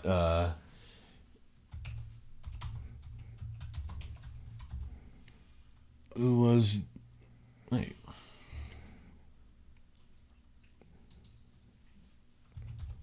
Because let's see. Here, we'll go down some baseball nerd path while you're looking that up. 66, Frank Robinson won the AL MVP, Triple Crown winner. 67, I believe, Yaz won the Triple Crown AL MVP. And 68, no, it was Denny McLain, I think, for the Tigers, because that was the year of the pitcher. You fucking nailed it. There you go, baby. That's pretty good. That's who pretty it good. was. The last 30-game winner, as a matter of fact. Really? Yep. And 31-6. 31-6. The last 30-game winner, and of course now here in 2026, will we ever see a 20-game winner again? Speaking of the way the game changes. So There you go. There's your segue. That was one of the definite topics of, you know, the old day inning eaters versus the modern day. It's strange, isn't modern it? day arms and everything. I mean, they're batters because Moneyball, right? Teaching batters to go deeper in counts. First pitch fastball hitters, there's not a lot of those guys anymore. You had for us Padres, we had Randy Jones was our last. Yeah, Randy Jones. You know, I think he won like 25 games. I think in like 3 consecutive years or something like that. He may have. Yeah. I think he won a Cy Young for you guys. He did. Yeah. 76, I think. That sounds right. What do you remember from like those old pitchers? Like, and always going deep into games, Yeah, right? it's interesting I mean, why, obviously, all athletes are better athletes, are better conditioned, better built than their predecessors from, 20 years ago, 30 years ago, 40 years ago, 50 years ago. But, and I guess talking specifically about pitchers, the $1 million question, why are pitchers so much more likely to break down now than they were back in the day? And I don't know, it's weird. You hear it's because of the emphasis on velo. Guys starting younger and younger and throwing harder and harder for longer and longer periods of time. You don't get that natural break anymore. I do think there is a lot to that there are, excluding your physiological freaks like, say, Nolan Ryan, who could probably still, pump 90 even now at like 80 years old or something. I think he threw a first pitch not that long ago that clocked at like 82 or something. Take like that out of the equation. That's just weird, and that's not your norm. But there probably are, for the most part, X number of bullets in someone's arm, and you go way back when kids would play baseball in the summer and they played basketball in the winter and they played football in the fall, kind of thing, and they weren't throwing year round. So their arms would get a break. And when you don't get that break anymore and you are tasked with getting as much out of your arm with every throw, whether it's max velocity or max torque in order to get better RPMs on your breaking balls, and then also being taught and told that you're pitching only X number of times per week or X number of pitches per outing, you're trained to not go over that limit. Probably all these things kind of combine to young pitchers breaking down more early and often than happened in the past, and why they don't go as deep into the games as they used to. Now, that's also going to be a function of the analytical revolution because, I think famously now there's, the rule of the third time through the lineup, right? Right. And front offices have become much more attuned to what they can get out of a starting pitcher. So whereas back in the 70s or 80s, it was more of a, what do I see and what do I feel that this guy's got? Now it's just a general rule of thumb that unless I've got a great reason, like, my bullpen is completely burned out, this guy's not going more than 75, 80, 85 pitches, and I don't care what's going on in the game.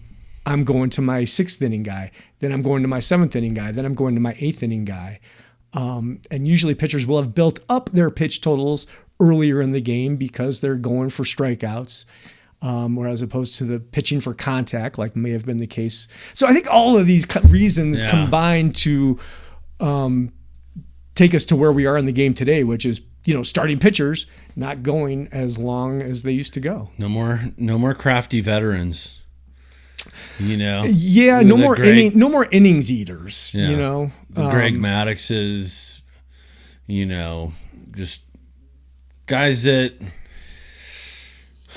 do more with less. It's like, once that velocity drops off, it's like once they are throwing 93, they're like, that's batting practice. Pretty much. It's fucking crazy it's crazy to watch that, and then just the evolution. And I always think about the Cubs teams, like Dusty Baker, probably the biggest arm destroyer ever to coach in the major leagues. He got that reputation, and I think what happened with with Pryor and Wood, probably propelled the game toward where it's become now, because there was kind of a before Prior and Wood and after Prior and Wood in terms of how all teams, not just the Cubs, but how all teams started handling their young pitching staffs and watching and making sure that they weren't overusing them. I remember the Cubs playing the Padres on like opening day. And Pryor throwing like 126 pitches on opening day with him. And then he did it when he went to the Giants too. He burned up Matt Cain, he burned up Tim Lincecum. Right. But that was, that's what I'm saying though. That was more the norm back in the day, where you'd have pitchers throwing, you throw 200 innings now and you're considered an Iron Man. And what is 200 innings now was 300 innings 40 years ago. Throwing 120 pitches now is verboten, whereas that was just another Tuesday in May 40 years ago, 30 years ago. There wasn't really this pitch count, and there wasn't the breakdown either the way that it happens nowadays. Now, granted, we might be more attuned to pitchers breaking down. They might be gone for a while, and then, surgical advances being what they are, they get fixed with Tommy John. They come back down the road, and shit, most of the time they're better than they were often than when they got hurt in the first place. Whereas back in the day, you were done. That was it. There was no second act. So it was sort of an out of sight, out of mind. People probably weren't as attuned to pitchers kind of falling by the wayside because they weren't coming back either, Or you'd have these young phenoms who would blow out their arms after their first brush with greatness, like Mark Fidrich or other guys, and I can't think of any right off the top of my head, who were great, like a comet streaking across the sky, and then blew out an arm, and it was pre-Tommy John, and they would try to come back. And, it was a story that happened over and over and over. And they'd hang on for a few years, and you look at the back of their baseball card and drip, drip, drip, gone. And that was it. They went from, one incredible season, then they were out, and then they would try to come back, and maybe you'd see a AAA season on their Topps baseball card. And then you'd see maybe they got back and threw 65 innings, and then it was 40 innings. And then they were a house painter in Pawtucket, or something like that. Yeah. It's been a weird, Padres, Goose Gossage, the multi-inning closer, relievers, like all these guys threw more. But they didn't, I guess they didn't, I don't know. It's been a weird evolution of the pitcher. Did anybody throw 200 innings last year? Yeah, I think there were at least a few that threw 200. Oh God, I couldn't even tell you right off the top of my head. Maybe Scooble did, maybe Crochet did, maybe Logan Webb did. He's a pretty durable dude.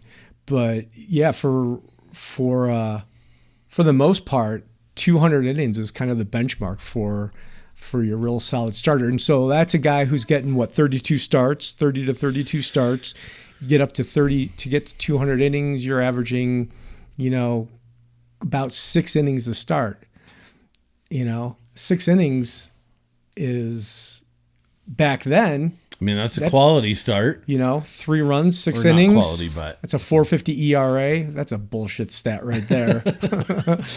But, the teams realize that if we start emptying out the bullpen and tasking one guy with each inning who can go all out for just, 20 pitches or whatever, as opposed to milking a starter for extra innings or having a long reliever go 2 or 3 innings, our chances of getting through the batting order are that much better. So I think that's one of those statistical revolutions that, caught up to baseball. They realized that was becoming a problem, and now you've got the 3-batter minimum, right? And so there's another new wrinkle that's been added to the game where a pitcher who comes in from the bullpen has to face a minimum of 3 hitters. What do you think of some of these new I appreciate only 3 pitchers last year through 200 innings: Webb, Crochet, and Christopher Sanchez were the only 3 that threw 200 innings. But that was one of the things I wanted to talk to you, because these, just like football has driven me crazy with the kickoffs and all the rule change shit. And then like in baseball, over the last couple of years, we've had. I fucking hate the pickoff limit. Yeah. Okay. We've got the game clock. Love the game clock. We've got. Don't they start in extra innings a runner on second or something like that? Manfred's man. That was a COVID specialty. The 3 batter minimum. I hate them all. You hate them all? I hate them all. I think number one, that pitch clock has been by far and away the best thing that they've done of all these new rules. You know, I remember seeing a clip when they were introducing it a couple years ago. Maybe this is going to be the 3rd season, 4th season. It's great because, you know, it really hasn't impacted the game in terms of like while you're watching it. At least I don't think so.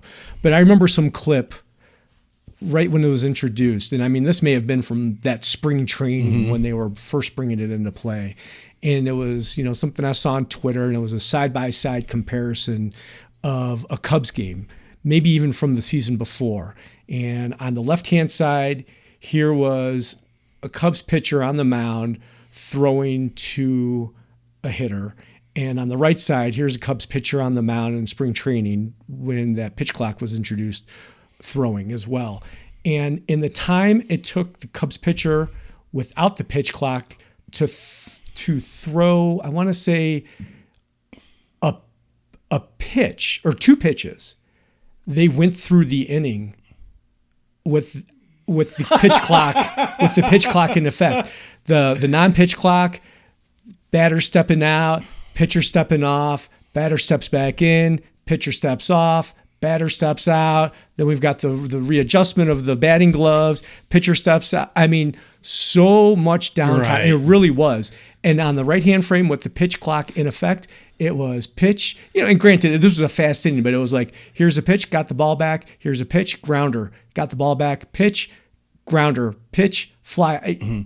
Yeah, it was great. It was great. And I think it was really necessary. I mean, there's no denying the fact that baseball's popularity, and hey man, again, it's a company, it's a corporation, it's a business, you know, and its popularity with younger generation was really, really going down. And I mean, we could be as historically correct and traditional as we want to the last breath as we're sinking under the water and gurgle, gurgle, gurgle. Here we go, and we have drowned. But my God, we've stayed pure to baseball, though it was played for 100 years. So I mean, I think, you know, the need for innovation in order to keep the game relevant in this day and age. So I can see that one because because you have these guys that are fucking human rain delays, right? And they take too much liberty with it, and you're like, come the fuck on already. Like, follow the groove of the game.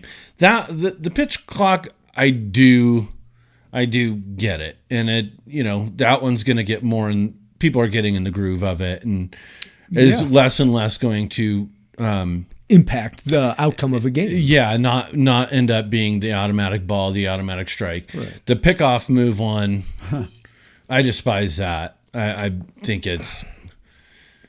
you take away some of the gamesmanship from now all of a sudden the runner knows that the pitcher cannot throw over. Right. Like, so he gets to take liberties, and I get it. It's a drive to make the game more offensive, really. is to Just uptick on faster, it. I think, And- even with that one, just faster. So they're just not throwing over and over and over and over. But I'm with you. That one is definitely has impacted strategy way more. You know, the 3 batter minimum for relief pitchers has definitely impacted strategy. Now that one I think is kind of fun in the same way that to DH or not to DH is sort of fun because it throws another wrinkle into how you manage your bullpen. Well, you know, we've got, you know, and then also how you're going to build your lineup, you know. I think that's why teams have really gone even Left, more right, left, right, left, right, left, to right, left, left, right, right, left, yeah. right. Yeah, exactly. So that kind of has, you know, maybe artificially, but nonetheless, still realistically impacted those parts of the game. And, you know, it's something you got to think about as you're, you know, putting your lineup together or what you're doing during the game when you're going to the bullpen, when you're not going to the bullpen.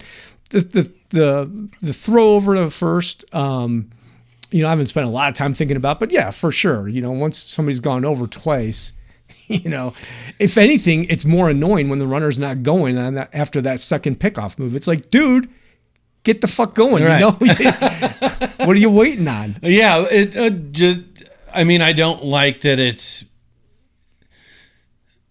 Yeah, that one I'm not. I do not like that. The runner can sit there. He can get a big enough lead to have him throw over. They know he's going, and him to put a pitcher in a position where, okay, I mean, what I don't understand is why. Okay, he's got this pitcher in the position. Like as soon as the pitcher Are you talking about after 2 pickoff attempts? Yeah. Okay. And now, as soon as the pitcher gets the ball in his hand and steps on the rubber after 2 attempts, why don't they just run? That's what I'm saying. Because now he can't even step off, right? No, you can. I mean, You can step off? You can. Oh yeah, you can go a third time, but if he's not out, then he gets second base. So I've thrown over once. I've thrown over twice. If I throw over that third time, if I pick him off, he is out. But if I don't, then he gets second base. He gets second base. Yeah. Yeah.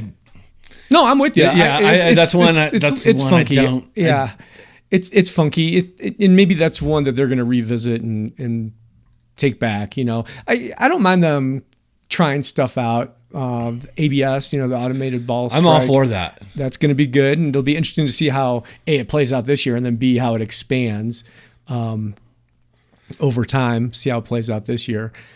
But that'll be a fun little wrinkle as far as, you know, how pissed managers get with their pitchers, catchers, and hitters during the course of the season when those guys inevitably waste the 2 chances I think they get selfishly. I was going to ask you, what is the what is the ruling on the challenge, like the pitch challenges? I think each team gets 2, I believe. Per inning? No, per game, I believe. And, Of the ABS pitch challenge? Oh, really? and it might be one of those things, kind of like with challenging a rule call that the managers have. It might be one of those things where if I successfully challenge it, I don't lose the challenge. If I was wrong, Okay. then I lose it. So again, you got to be kind of strategic about when you're going to employ this. You know, not as much as probably a challenge from the manager on a safer out or something like that, but nonetheless, you know, managers are going to be getting pissed off because it's only catchers, it's only hitters, and only pitchers, I think, who can make the challenge. Maybe a manager can as well. But of the players on the field, one of those 3, I'm a hitter. Pitch was called pitch was called a strike. I can tap my helmet. That's going to be a challenge. I'm a pitcher or a catcher. Pitch was called a ball. I can request the challenge. So only those 3 can do it, from what I understand. Yeah. I feel like that one's just going to get to the point where the ABS is just going to call the pitches. Yeah, probably at some point. And that's what I mean. Like, it'll be interesting to see how it, you know, progresses down the road. If we're just going to go strictly to an automated ball strike system, because they can, they're going to, that one's going to happen. I think. I would think so. It's amazing how good the umpires are. Yes. You know, just coaching baseball the last few years, there are times where we won't have umpires, and we'll have to call balls and strikes. And I'll usually call balls and strikes from behind the pitcher mound. I am not getting behind the catcher. I have no desire. I don't trust the catchers. And the older I get, the less I trust me to get the hell out of the way. So I am just take it. I am not it. wearing it. I don't have anything to prove anymore. So just calling balls and strikes from behind the pitcher's mound, man. That's it. I mean, it's not easy That's to have tough. to have a consistent, strike zone, and these are for 13, 14, 15-year-olds. Who may not have the greatest control, but you really can't take that too much into account. So you want to have a consistent zone, and it's tough. I mean, major league umpires it's amazing how good they are at it. That being said, if you've got a system, and then you get into the question of how well do you trust the system, but if you've got a system that is quote unquote 100% accurate, why wouldn't you go there at some point? Yeah, see, I would like to see, the one thing I would like to see is I would like to see the strike zone actually expanded. Yeah. That is one I would like to see. I would like to see the ball get called a little bit higher, Yeah. I mean, I'm fine with being like, it's got to at least touch the black, side to side, but vertically, I would like to see that come up. Like watching a guy take one right here. Yeah. Right. And he's just like, oh, you see it. It's fucking 3 inches out of the strike zone. You're like, God, that sure looks like a strike. That is one a rule that I could support is the expansion of, and that'll speed the game up, Oh, for sure. Absolutely. Because now guys they're not just seeing it through this tunnel. They've got to pipe. They've got to see it a little bit bigger.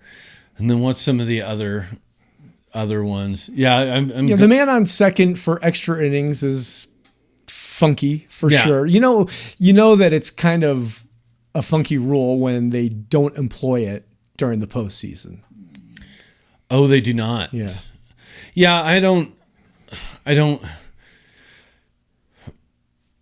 I mean, it's just, I get it. Like, I do too. Things have to change, but it's like that. To a degree, the game has to stay.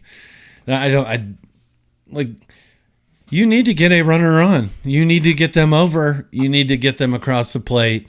Like, boo fucking who these guys play, a long game and they've got to travel the next day. Right. And everything like that. And I don't even know if it was so much that as much as it was the burning out of bullpens. But again, that's just part of baseball. You got to adjust if you've gone, 15 innings that you weren't expecting the day before, then you got to adjust, man. Whether it's from the front office who then, all of a sudden Joe Blow has a mystery blister and has to go on the IL, and you're forced to bring up a kid from AAA just to eat some innings because he's fresh, or whatever the case may be. I'm not a fan of the ghost runner and speeding up extra innings like that. I'm not in a rush to be done with games. Is it sudden? It's not sudden death though, right? It's not sudden death yet. Right. Who knows? No, I don't think even they'd go that far. But hopefully, and they haven't gone to, like a home run competition yet. Like a shootout? Like a shootout. They did in the All-Star game, and that's fine. It's an All-Star game. Just this last year, they were tied, and I think it was immediately after 9 innings. There was no extra innings. I think they went straight to home run derby. And it was whatever the rules were. Yeah, but again, it's an exhibition. That's fine. I got no problem. Yeah. I remember Schwarber ended up winning it for the National League with, with 3 homers. The beauty was, it beat an All-Star game. All the big names were, for the most part, long gone from the stadium by the time they got through 9 innings. Right. They played the first couple innings. They got their 2 at-bats. See ya, thanks. I'll be at the steakhouse or I'll be at the strip club or I'll be wherever I'm going to be. I'm long gone. So the guys you would expect to be part of the home run derby were long gone. So it was your proverbial, we have to have a Marlin. We have to have an A on the team. Those are the guys that are still sitting in the dugout. That's who ended up doing the home run derby. Thankfully, Schwarber was still there, and so we had a real honest-to-God home run hitter. That's cool. Who was the American League hitter? Well, actually, I think it was like a few guys on each side, like maybe 3 American leaguers, 3 National Leaguers. Oh, really? And if you want to Google it, I don't remember who. God, I really don't remember. But it was not like it was Judge and Shohei and Schwarber, right, or anything like that. It was more like it was Jack Wilson and Wilson Contreras and something, players along that line. What do we 2025 All-Star Game home run. Not even derby, because they actually did have a home run derby. All-Star Game Shootout, home run shootout, maybe. Extra. Yeah, something along those lines. Extra innings.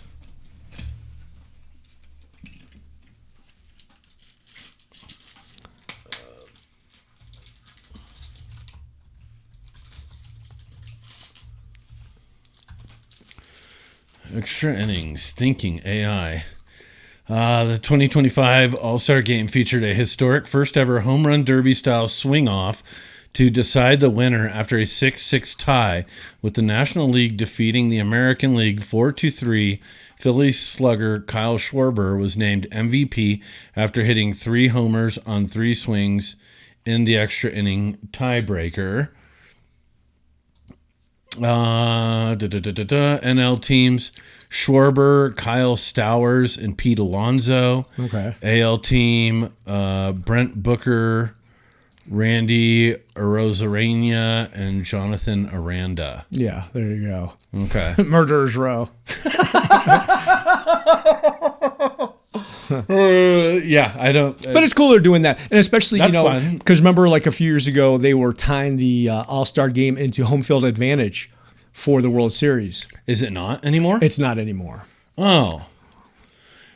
No, I like that. I thought that was cool. Yeah, I because it put weight on it. excuse me. Yeah, it did, but it was still kind of played like an All-Star Game.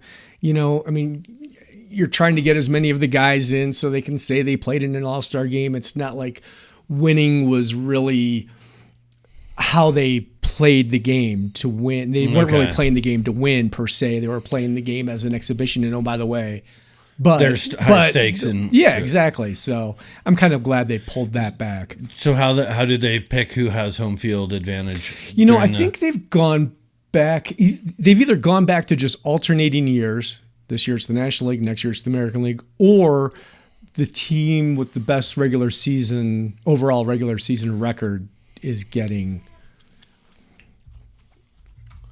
How is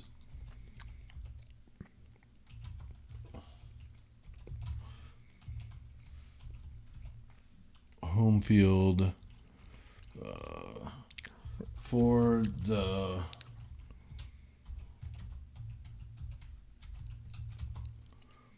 How is home field for the World Series? DEERMINED.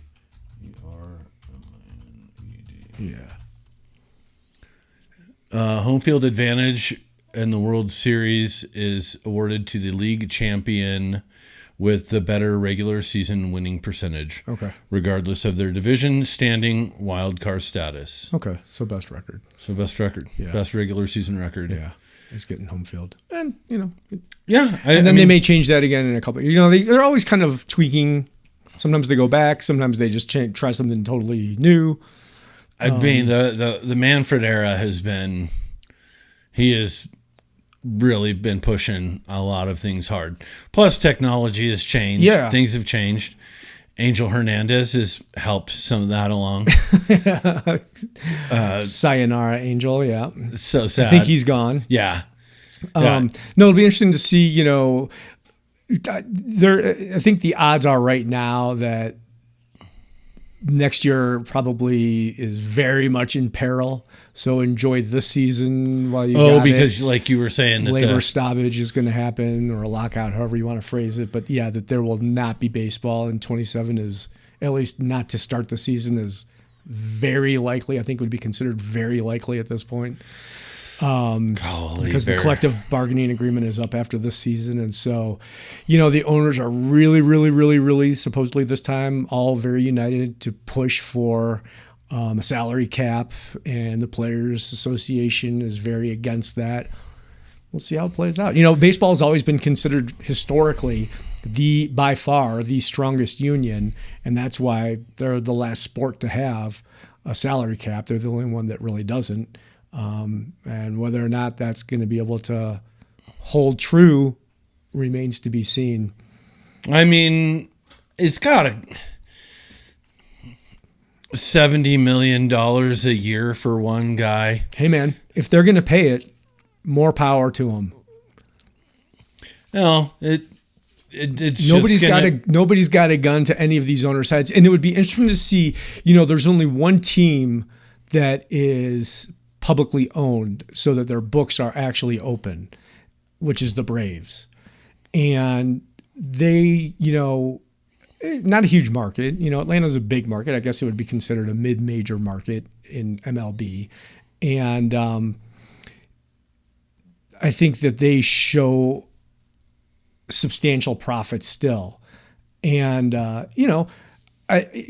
the Dodgers, of course, would be considered what the Yankees were back when we were growing up now. They're everybody's nemesis. They're the ones throwing around all this money. They're the ones putting the market out of whack.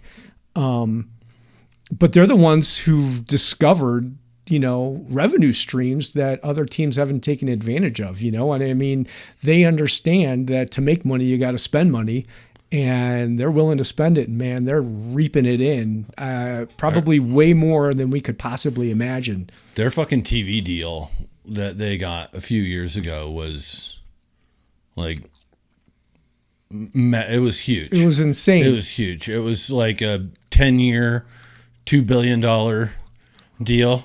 Which gives them $200 million a year and just TV revenue. Imagine what they're doing just in the Japanese market after signing Shohei. The money, I'm sure, I would bet, and again, I have no insider knowledge. I'm just some baseball fan in southwestern Colorado. But I imagine what they're paying Shohei is pennies compared to what they've reaped from that investment just on the Japanese market itself in Japan, how much they've been able to make just on jersey sales and TV streams and advertising revenue and everything else. I'm sure he's paid for himself over and over and over and over and over again. I would think that the Dodgers are probably the highest grossing like apparel, like everything selling organization or franchise in the world. That I doubt. I don't think so. I think some of the European soccer teams are still bigger. I'd be surprised if baseball was even the biggest. A baseball team, the Dodgers, was even the biggest in this country. I would still think NFL teams would rank ahead of them, whether it was the Cowboys or the Raiders or, But do you see that fucking LA hat everywhere? You do. And that's a Dodgers logo. Yeah. I mean, yes, it is, signifies Los Angeles, but that is a Dodgers logo. And you see that everywhere around the country, around the world. That's huge. Like, no, I think it's cool. You see it more than you see, because people just buy the LA for the LA, right? Not even like a Yankee. That's not, the Yankee hat doesn't sell worldwide the way the LA hat does. I don't know, man. I think maybe we're in southwestern Colorado. I bet if we were further back east, you'd see a lot more Yankee stuff than we do now. It's still kind of Dodgers million people. country. 17 million people in the greater Los Angeles area. Yeah, no, it's a lot. Don't get me wrong. Yeah, I don't know. That was just a guess. I mean, But the whatever is going to end up happening with baseball after the season, that's going to be one of those where the off the field story is probably more interesting than what's happening on the field.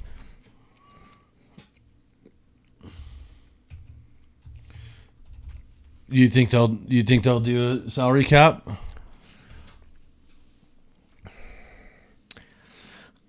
I don't know yet. I haven't made up my mind if they're going to or not. If they do a salary cap, they're going to have to do a salary floor. And so you've got teams like the Pirates or the Marlins or the A's or the White Sox who spend, as little as possible, that are going to have to raise what they're spending. So you've got teams like the Dodgers or the Mets or the Yankees who are way above and beyond these salary cap, these tax thresholds where they end up having to pay into the system. Luxury Tax thresholds. You've got other teams on the other end of the spectrum that don't even come close to what the floor would be. So even though teams up top would have to come down, there are plenty of teams down at the bottom that would have to come up, which is good because, it would make, in theory, the game more equitable, give more teams, you would think, a chance to be competitive. So you have the Oakland A's. They moved to Vegas, but they didn't sell, right? Yeah, well, they haven't even moved yet. They're still in Sacramento. The River Cats. Whatever that stadium is. Yeah, I've been there or been by it. Yeah, they. I think they've got at least a couple more years before their stadium's supposed to be ready in Vegas. This year's 26. I bet they're not in Vegas until 28 at the earliest. Okay. And then there's all of the TV money that has to get figured out as well. It would probably be good if they kind of took a page from the NFL, because I think what the NFL does is the NFL negotiates a TV deal or TV deals, and then each team gets a slice of that. So each team gets 1/32 essentially of that TV deal. Baseball, each market, each team negotiates its own deal. And some teams, you've got the Yankees with the Yes Network, or you've got the Dodgers with their contract, or you've got the Cubs with their stuff. And then you've got other teams like the Marlins or the whomever who don't have anything, who don't bring in nearly as much money. That puts them at a huge competitive disadvantage. And so if they just did one blanket deal and then divvied it up evenly between the 30 teams, that also would probably go a long way towards helping level the playing field and have teams spending the same amounts. That one, I don't think that could happen, right? Because you have 4 broadcasts for every baseball game. You have these guys' home broadcast, those guys' home broadcast, the radio broadcast, and the other radio everybody's got their home, like you're saying. Those networks, I can't. So many businesses being involved. Yeah, there. No, that's a good point. Where the NFL is, they own that brand of everything, and there's only one broadcast for one radio, one. To your point though, radio, they do have their own local broadcasts. They do have their local play-by-play, but yeah, no, you're right. TV side, they don't. It's just whichever team, Fox or CBS or whomever is sending ESPN over to that one. ABC. Yeah, no, that's true. But I'm sure there's a way to figure it out. I'm sure they'd be able to come up with some way to figure that out. Yeah. Where there's money, there's always a way to make it happen. There's always people that don't want to give it up. Yeah. But if it turns into, a huge stoppage where, that's one way they could fix the system, quote unquote, then I'm sure baseball, because if there's no games, nobody's making money. Yeah. Whether it's the players or the owners, nobody's making, and it's doing well, man. That's the thing is that, that's the shame right now is I think there's a a general consensus that baseball, just the game itself, is definitely on an upward trend. I mean, that World Series last year was fan-fucking-tastic between the Dodgers and the Blue Jays. There are teams that are just killing it, and just the industry itself is, really kind of coming back up as far as popularity goes. And it would be a fucking shame if the industry shot itself in the foot by having it all come to a screeching halt because they couldn't come to an agreement. So I don't know. I mean, you asked if they're going to have a salary cap. I just don't know. I mean, over the years, the owner's been fighting for it all these years, ever since free agency got started in the 70s. They've been trying to institute a salary cap, and they've never been able to. So I don't know, man. If history's any indicator, then no, probably not. I mean, now you've made the baseball players such millionaires, so many of them, that they don't even like. Do they love playing baseball? Yeah, but they're just business. That they can sit out a season. They can all afford to sit out. Well, I mean, that's any sport. I mean, whether it's the NFL or the NBA. I mean, those guys. I mean, God, the NFL is brutal. Look at NBA contracts, man. Those things are crazy. Are insane. Yeah. And but they do have a salary cap as well. So it's not like, there's like $110 million between 12 guys. Oh no, way more. I mean, there are guys. There's like, and again, I'm not a big NBA fan, but there's like, a shooting guard who I've never heard of that's got like a 4-year, $72 million deal. And I'm like, who the fuck is this guy? Right. Who's averaging like 8.9 points per game and like 3. And I'm like, what? Who? I mean, they make gobs. Nobody's are making $12 million. They're doing just fine, and with a salary cap. So it's not like the baseball couldn't. I'm not saying that they shouldn't have a salary cap. I'm just saying they haven't historically, and I know that the Players Association is certainly going to be fighting to continue that. So, if it, that's where the rubber is going to meet the road. Is and the sad part who's going to basically back down at the very end. That cost just gets transferred to the regular person like us. It's sick to try to afford going to games. I mean, I don't go that often. Again, where we are in southwestern Colorado, it's not like I can just hop on the train and ride for 15 minutes over to Wrigley Field. It's a thing to go to a game. We're 4 hours away from minor league baseball. Right. I went to go see Cubs at Rockies over Labor Day weekend in September, this past September, and I got a good deal on a couple of tickets, probably off of StubHub, down the third base line, pretty much behind third base, maybe 10 rows back for about $125 a pop, which I felt was actually pretty good. Yeah. And baseball, of all those games, all those sports, baseball is going to be the most affordable. I mean, I could go to, if we were living in Denver, I could go to games and get rock pile tickets that weren't hideously expensive, but that's because there's 81 home games. There's 8 home games for an NFL game, or there's 41 home games for NBA or NHL. Mm-hmm. And I mean, yeah, it's crazy fucking expensive. Dude, Bailey got she took a client to a Rockies game, group of people, and they went up and they got, it's like $2,000, and they got like a suite and all the service and food and everything like that. It was pretty reasonable, like $2,300 or something like that.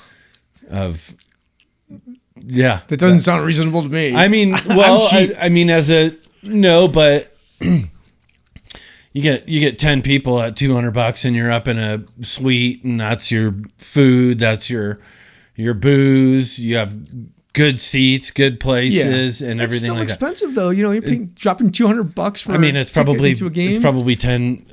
If you could even get one at the Padres Stadium, it's probably $30,000. Yeah, there you to go. do that same thing. Yeah. So no, it's just that's fairly reasonable because But you're right. The amount of money that because of all of that money that these guys are making, a lot of it is out of our pockets. It's going to go. It's from tickets. Goes to tickets.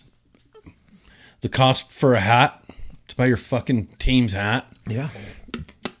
Get a jersey, Yeah. you know. Yeah, food a couple $100 that for you're paying there. a jersey. It's just all that stuff. That's, it will not. And then even to go watch it at home. Think about it. These guys, the networks are also making deals with the providers, right? So Fox is cutting deals with DirecTV. Those are elements that impact your monthly bill on television. If only there was like some way to bypass that system and watch all these games for free. But I would never endorse going down that road and, say, pirating copyrighted material and watching it for free at home. It's not right. It's not justifiable. And it's not American. And if you want to do it, what do you use? Anyway, go Cubs. Go Cubs. So, God, we could keep on going for forever and ever. Your favorite players modern day. First off, how do you like the flashy shit? How do you like the bat flips? But then how do you like the sensitive guys that a ball's just they're crowding the plate, ball's high and tight a little bit, and they're mad dogging the pitcher like the pitcher's trying to hit them. And then, but these are the same guys that are bat flipping, but then the pitchers are hitting them or they're not hitting them, or just how do you enjoy some of this modern day? Yeah. I call them the sensitive kids. Right. Number one, I don't like to see anybody get hit intentionally and getting taken out of action just because somebody was, making a point because his feelings got hurt or something like that. I didn't like the way you bat flipped. That, because these are, they're real people, and that shit hurts. You get hit. And you get injured, and that can wipe out a season. So that's not cool. I'm not into that. The bat flipping and stuff like that. Working around kids who have grown up on watching that stuff. It doesn't kill me. I remember when I was that age, I always kind of liked the more stoic approach where act like you've been there before. You get a hit, you run to first, you hit a home run, you run around the bases with your head down, and you don't showboat, you don't show somebody up. But that was me, that's kind of what I liked. And I get that in this day and age, everything's out there to be consumed by social media, and the kids have grown up on that. So as long as, I guess my line in the sand is, as long as you're not acting like an asshole to your competition, have fun. I'm good with that. But, don't make yourself look like an idiot, which you're inevitably going to do. But also don't embarrass your opposition who is trying just like you are. And if you got the best of them this time, great, but they're going to get the best of you another time because it's baseball. You're not always going to win. You're hitting 300, not 600. Right. You're fail more often than you don't. Right. Absolutely. Yeah. I don't know. I there's a part of me that wishes they just handle it like hockey, and instead of having everybody run out of each dugout, let the guys square up for a minute. Yeah. Nobody gets spiked. Nobody gets stepped on. Maybe go, a pitcher can look at the batter and go, instead of drilling him, breaking a hand, breaking an elbow, doing some bad to his knee, just go like, fuck you. Let's come here. Give him the opportunity. There's a part of me that Yeah. Well, and you do, you don't get it as much anymore. I mean, man, there used to be some great chargings of the mound, again, back to Nolan Ryan. You may remember that one? Nolan yeah, Ryan and Robin Ventura. I mean, that was fantastic. There was another guy. There was a kid on the Cubs back in the day. This was probably in the late 90s or aughts, kid named Kyle Farnsworth. Oh, yes. Remember him? Likes to fight guy. Oh, my God. He put a beat down on a Reds player one day that just left this dude bloodied to a pulp. And, it was entertaining to watch, no doubt about it.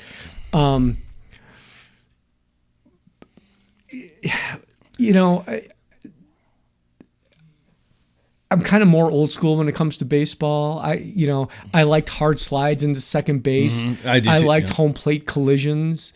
You take it to football. I liked football when there were hard hits over the middle. Ronnie Lott and Steve Atwater. I don't like it when guys are, permanently damaged because of it.